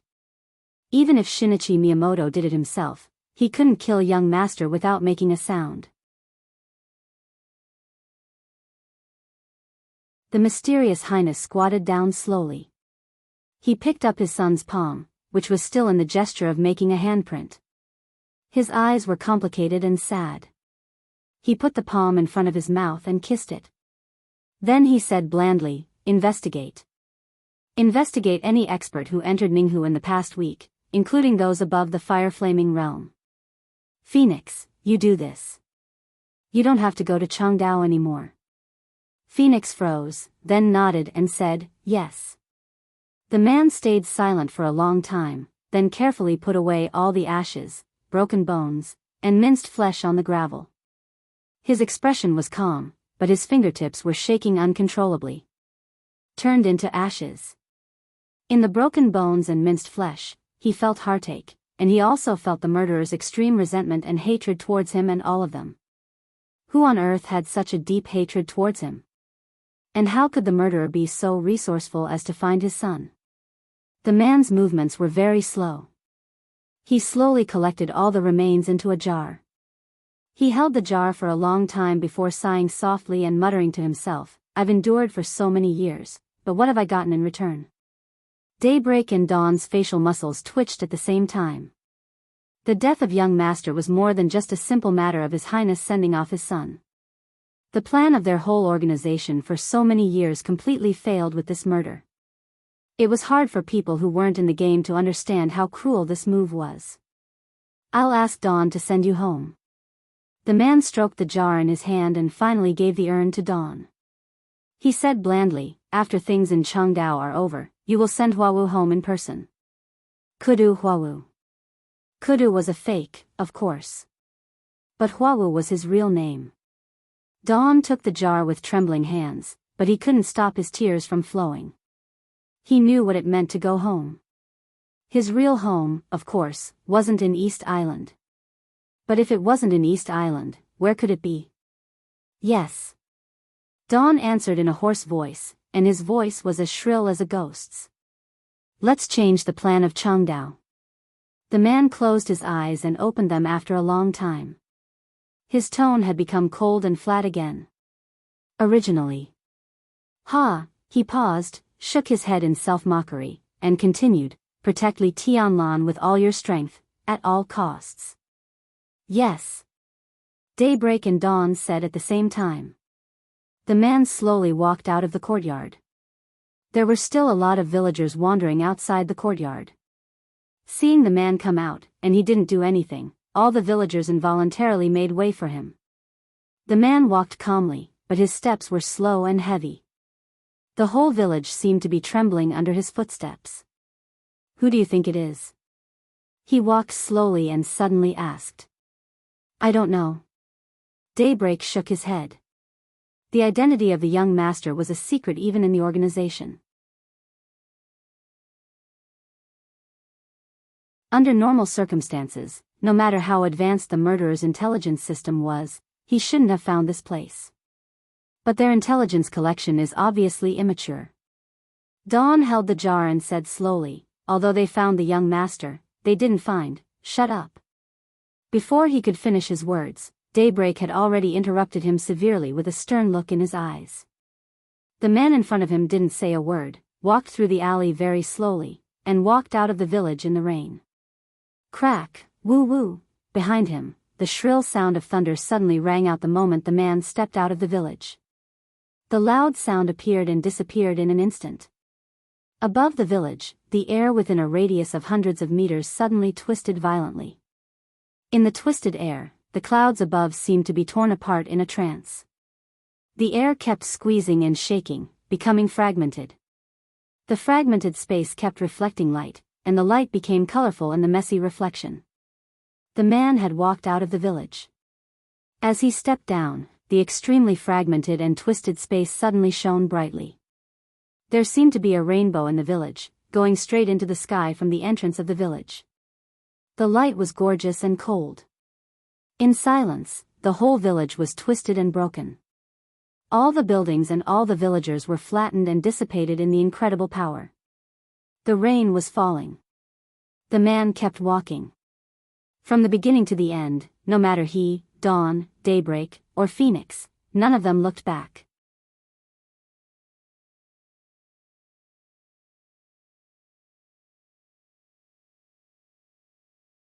Chapter 219. In less than 24 hours, the whole of Chengdao went from being extremely quiet to extremely active, and it directly became a whirlpool that could swallow everything. The general trend was booming. All the superpowers participated in it, either actively or passively. The battlefield of Chengdao was stained with blood, and the killing didn't stop. On the huge battlefield with a radius of 100 miles, the elites of the dark superpowers encountered each other intentionally or unintentionally, and then they attacked each other without hesitation. This was a war without a target, or in other words, the target was too big. After all, East Island was small, but it was powerful. At least in Asia, it might not be as powerful as Zhongzhou State, but it was far more powerful than other countries. It was world-class in many fields, especially in the dark world. The warrior spirit that East Island advocated made it particularly powerful in the dark world. In such a small place, there were 3 superiors of the invincible realm. Counting the 2 superiors of Night Spirit who had died, there were 5 superiors of the invincible realm. This alone showed how powerful the special warfare system of East Island was. And this time, the ultimate goal of all the superpowers was the right to speak of the special warfare system of East Island. This was a power that couldn't be shared. So they had to force East Island to compromise, but they were also mortal enemies with each other. No one was willing to give up the interests of the special warfare system of a country. So from the beginning of the Battle of Changdao, this place was destined to be a bloodbath, and it would become the biggest meat grinder in the dark world in recent years. Any superpower that was qualified to participate in the game couldn't get out unscathed. This was a battle of life and death. But before the final battle, at least for the dark superpowers, they barely had a common enemy. So when the final battle broke out, it was reasonable for the superpowers to split up and join forces in the battle. When the morning sun crossed the sky and the scorching sun was about to fall in the west, in the residential area on the edge of the battlefield of Changdao that was about to be demolished, the leaders of the dark superpowers in East Island gathered together again. It was still the same dilapidated hall. The dirty curtains covered the red setting sun outside the window, and the room was dark. A few ghost-like shadows stood quietly in every corner, as if they had never moved. The LCD screen that occupied an entire wall had been turned on, and one image after another was flashing on the screen. Dazzling light emitted from the screen, illuminating the faces of several people in the room. The person closest to the screen was still the first vice president of the Heroes Club, Ben. He held a small and delicate remote control in his hand and froze the flickering picture on the screen. The image froze for a moment, then continued to play. Although the image was no longer flashing, it was still moving. On the screen, a group of white people dressed in different clothes were fighting fiercely. Both sides of the battle wore different emblems on their chests and sleeves, proving that they belonged to two different forces. A live broadcast. Ben's skeleton-like thin figure moved. He whistled, and an old and gloomy voice came from the black robe that wrapped around his body. He laughed grimly and said, "The lads of the Polar Ground Alliance and the Holy Sanctum are too energetic. Oh, another one has fallen. Ha, another one. Wonderful, truly wonderful." Humph. Two cold snorts sounded at the same time. In the dark environment, not far behind Ben, a figure that was as strong as a giant moved, and the awe-inspiring murderous aura condensed and spread, but it wasn't aimed at Ben, but at another figure in the dark. In the dark, there was a dazzling, almost holy white figure, with blonde hair and white clothes. Even in the dark, there was a kind of dignity and purity that couldn't be profaned. Holy light, control your bastards. Don't think that you're invincible just because someone is standing up for the holy sanctum. No matter how strong the master behind you is, he can't radiate his power to Changdao. In the dark, the voice of the strong figure that was full of great power was cold and thick, with undisguised murderous intent and threat. "Heh, Holy Light," the vice-commander of the Knights Templars, chuckled and said coldly, "The Holy Sanctum doesn't need other people to stand up for us against the Polar Ground Alliance. King Bear, do you want to fight with me? Sooner or later." King Bear laughed grimly, "Right in Changdao, I'll tear you apart myself. You two, you're not enemies." Ben suddenly spoke, his voice getting older and hoarser, with an indescribable mystery, "At least not now. We now have two most important targets. The first is East Island, and the second is Zhongzhou State. Compared with them, each of us is weak. If they don't die, do we need to have internal strife?" I agree with Ben's words. Now it seems that our biggest opponents are East Island and Zhongzhou State. After we destroy them, it's time for us to fight. King Bear, Holy Light, you need to restrain your subordinates. Crow of Fantasy World said in a gloomy tone. King Bear and Holy Light looked at each other and kept silent in the cold murderous intent. "If you all can calm down, then I can tell you a piece of news." Li Tianlan showed up. Ben stared at the big screen in front of him and said slowly. No one said anything. Li Tianlan showed up. They weren't fools, so they naturally knew it. Wasn't it nonsense to say it now? The power of the Polar Ground Alliance in East Island isn't as strong as the Heroes Club, but we can still get this kind of news. King Bear said impatiently. Ben, what the hell do you want to say? I know you have your own intelligence channels. But do you know where Li Tianlan showed up last time? Ben sneered, pointed at the big screen, and said in a complicated tone, the place where Li Tianlan showed up last time is less than 2,000 meters away from here. The hall suddenly went quiet. This was indeed an unexpected news. The elites of Zhongzhou State were hiding in a luxury club in the middle of the battlefield, but this was already the edge of the battlefield. The elites of East Island were besieging Li Tianlan. Why didn't Li Tianlan retreat to his own base camp? Why did he come here? Who here wasn't shrewd? Even the rash and impulsive Bear King was a character who had experienced many storms in the past. A simple piece of news, but it made them clearly smell a trace of a conspiracy. Li Tianlan naturally doesn't want to come here, but his retreat has been cut off by the elites of East Island. In other words, now he is farther and farther away from the people of Zhongzhou State, but closer and closer to us. It's very interesting, isn't it? Ben smiled softly, but his voice was a little cold. Obviously, our hiding place has long been exposed. East Island wants to use Li Tianlan to lead us into the trap in advance. We can intervene in the battlefield, but I hope some people can calm down. Holy Light's eyes suddenly burst out a sharp light. Among the several dark forces present, only Knights Templars and the Jiang family of South America were most interested in Li Tianlan, especially Knights Templars. They received the order from the Vatican, or in other words, they followed the will of His Majesty the Pope, so they were determined to get Li Tianlan. Now Li Tianlan seemed to be far away from them, which made Holy Light a little excited. But Ben's words made him calm down quickly. Li Tianlan was one of the key figures in the final battle. Zhongzhou State wanted to protect him, East Island wanted to catch him, and the Jiang family of South America and Knights Templars also wanted to take him over. But now the final battle had just begun.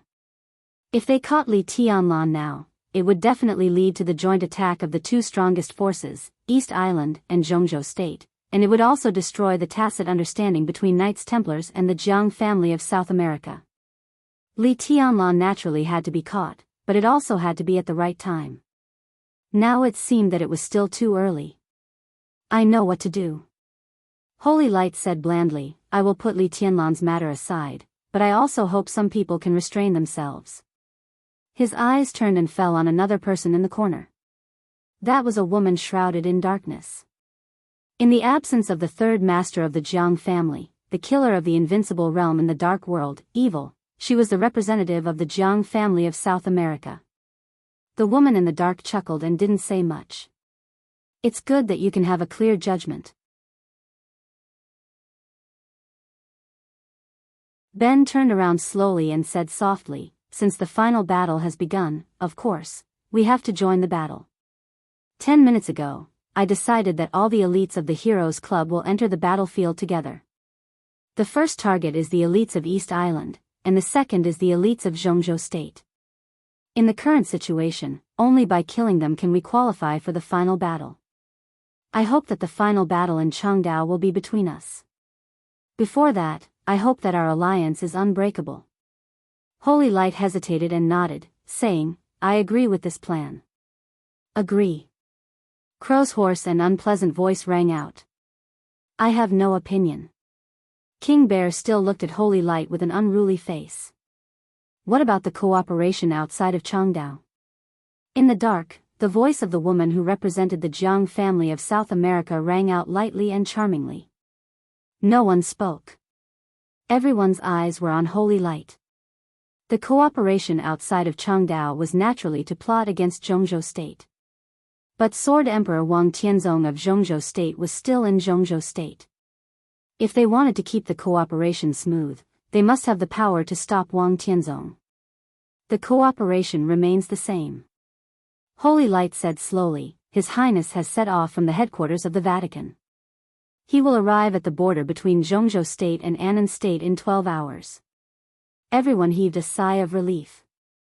Ben smiled and said slowly, Then, I wish us a happy cooperation. The woman who represented the Jiang family of South America chuckled and slowly disappeared. Without a sound, Crow also disappeared in the hall. The screen on the wall gradually dimmed. The whole hall returned to the most quiet and oppressive state again. The final battle of Changdao had begun. Similarly, a storm was about to rise at the border of Zhongzhou State. The general trend swept the dark world. After Changdao, Northern Europe, and North America, the fourth battlefield was about to appear. In the gradually darkening night, a black luxury car slowly drove into Changdao from Ninghu. The night was dark. Qin Weibai, who came to Changdao quietly and then went to Ninghu and finally returned to Changdao, sat quietly in the back of the car, looking at the dim light outside the window indifferently. The dim yellow light shone on a small corner in the back of the car. Qin Weibai sat in the corner shrouded by the light, looking more and more dreamy and ethereal. Boss, Tianlan's whereabouts were exposed during the investigation, and he is now being encircled. Zhongzhou State has begun to send people to rescue him. Duke, Flaming Fire, and Horsewoman are also on the move, but they haven't found Tianlan yet. In the passenger seat, Saint answered a phone call and slowly reported. Qin Weibai's delicate body seemed to tighten for a moment, and then she slowly relaxed and said, "How long has it been?" "Nearly 20 hours. Saint's tone was still calm.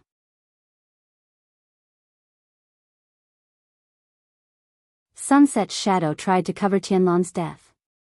The last news we got was that Tianlan and the others had been separated, and they were all on the run. Qin Weibai's delicate eyebrows slightly frowned. After a moment of silence, she slowly said, "Saint, you go to Tianlan yourself. Besides, have you locked on to her position?" After she separated from Tianlan, she seemed to want to run back, and she seemed to be hurt. Military counselor, who drove in person, took the initiative to say, "Let's go see her." Qin Weibai's eyes flashed with complexity, and she finally said softly. Military counselor responded, and then the car fell into silence again. "Aren't you going to ask me anything?" In the silence, Qin Weibai broke the silence and suddenly asked. "Boss, if you want to say something, you will tell us. If you don't want to say it, it doesn't matter."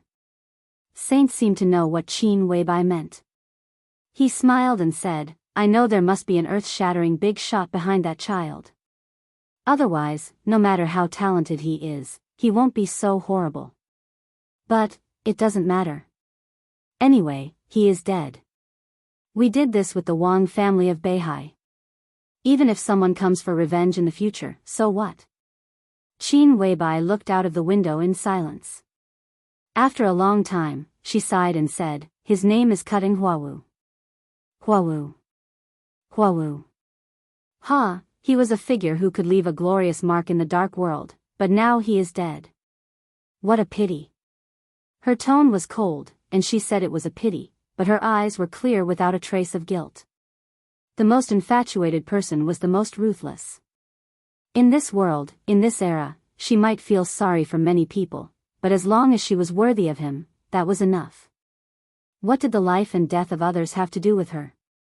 If she owed someone, she owed someone. Moreover, in the grand scheme of things, could it really be so clear who owed who? A long time ago, she had made up her mind that in this life, even if she had to break her bones and give up everything.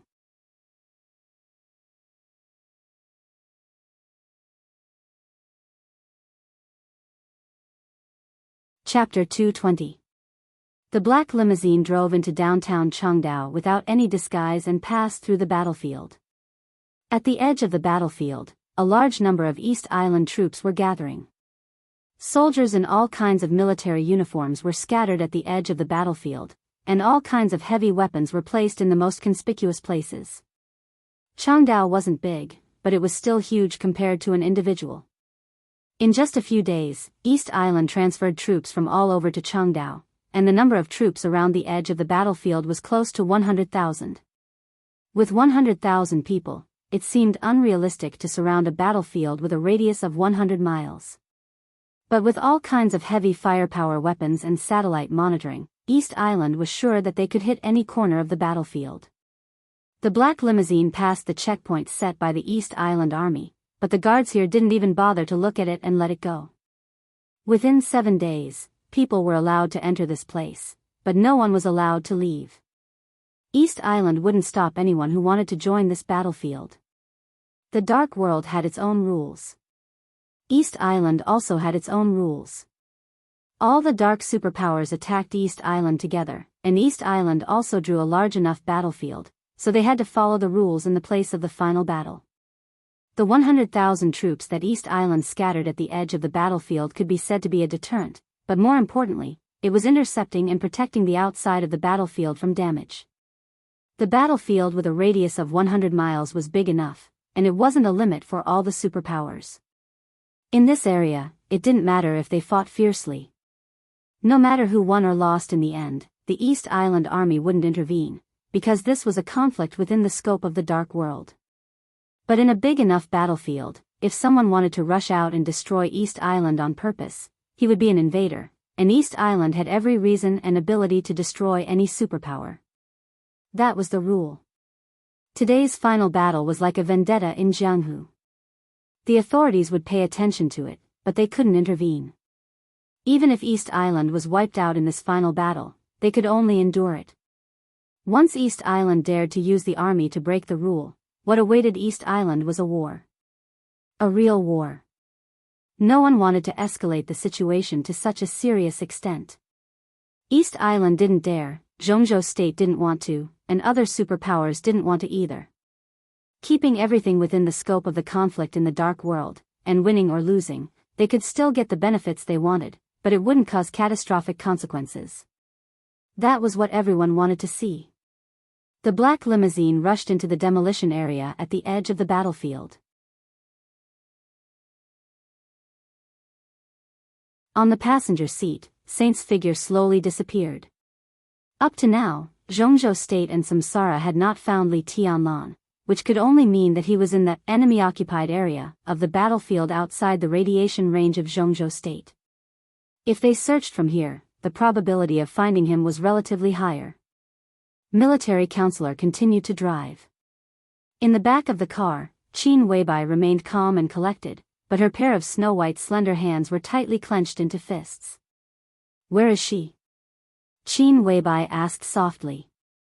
The military advisor who was driving took out a screen and looked at it before replying, "From here." Less than 20 kilometers away. Night has locked onto her position and is following her in secret. 20 kilometers, Qin Weibai's bright eyes flickered, and her whole person exuded a kind of enchanting and holy charm. The military counselor remained silent. This distance was indeed beyond his expectation. This place was close to the edge of the battlefield, completely outside the sphere of influence of Zhongzhou State.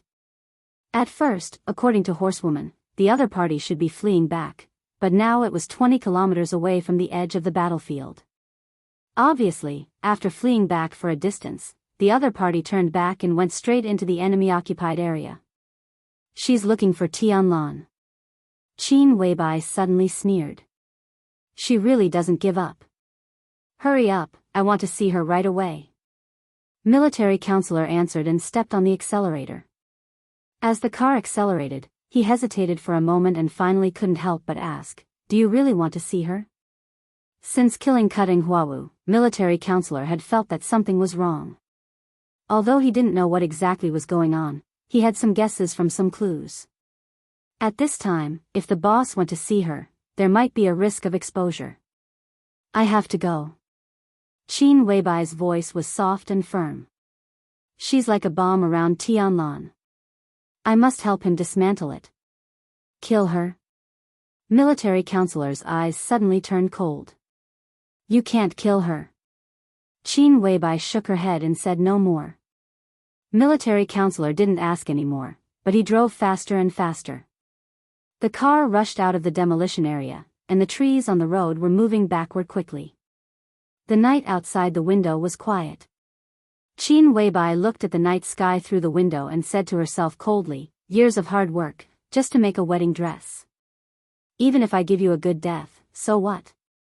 Sneaking, searching, observing. The quiet night shrouded the whole dense forest. Dongqing Rushi looked calm and cautious, walking carefully in the forest. The final battle had broken out. But this place was behind the enemy, and it hadn't been covered by the fire of war yet. But the density of patrols in the whole area gradually increased. Dongqing Rushi's face was pale. She avoided the patrols of East Island and searched carefully. She never thought about going back. That night, as Sunset Shadow and the Big Dipper died together, and as Wind Ghost died, only 2 of the 7 Thunder-Shocking Realm experts who chased them survived. They desperately rushed out of the encirclement, but in the chaos, they were completely scattered by the furious elites of East Island. Dongqing Rushi fled alone in the battlefield, trying her best to get rid of the East Island experts who were chasing her, and then began to return without hesitation. Along the way, he had been hiding, not only from the elites of East Island, but also from the elites of Zhongzhou State. They were all in his hiding range. She went deep into the enemy's rear alone. Dongqing Rushi's clear eyes became more and more alert. Her whole body was tense, and she was ready to attack and escape with all her strength. It was stuffy in the quiet forest. Dongqing Rushi, who was almost soaked in sweat, sat behind a big tree, exhausted.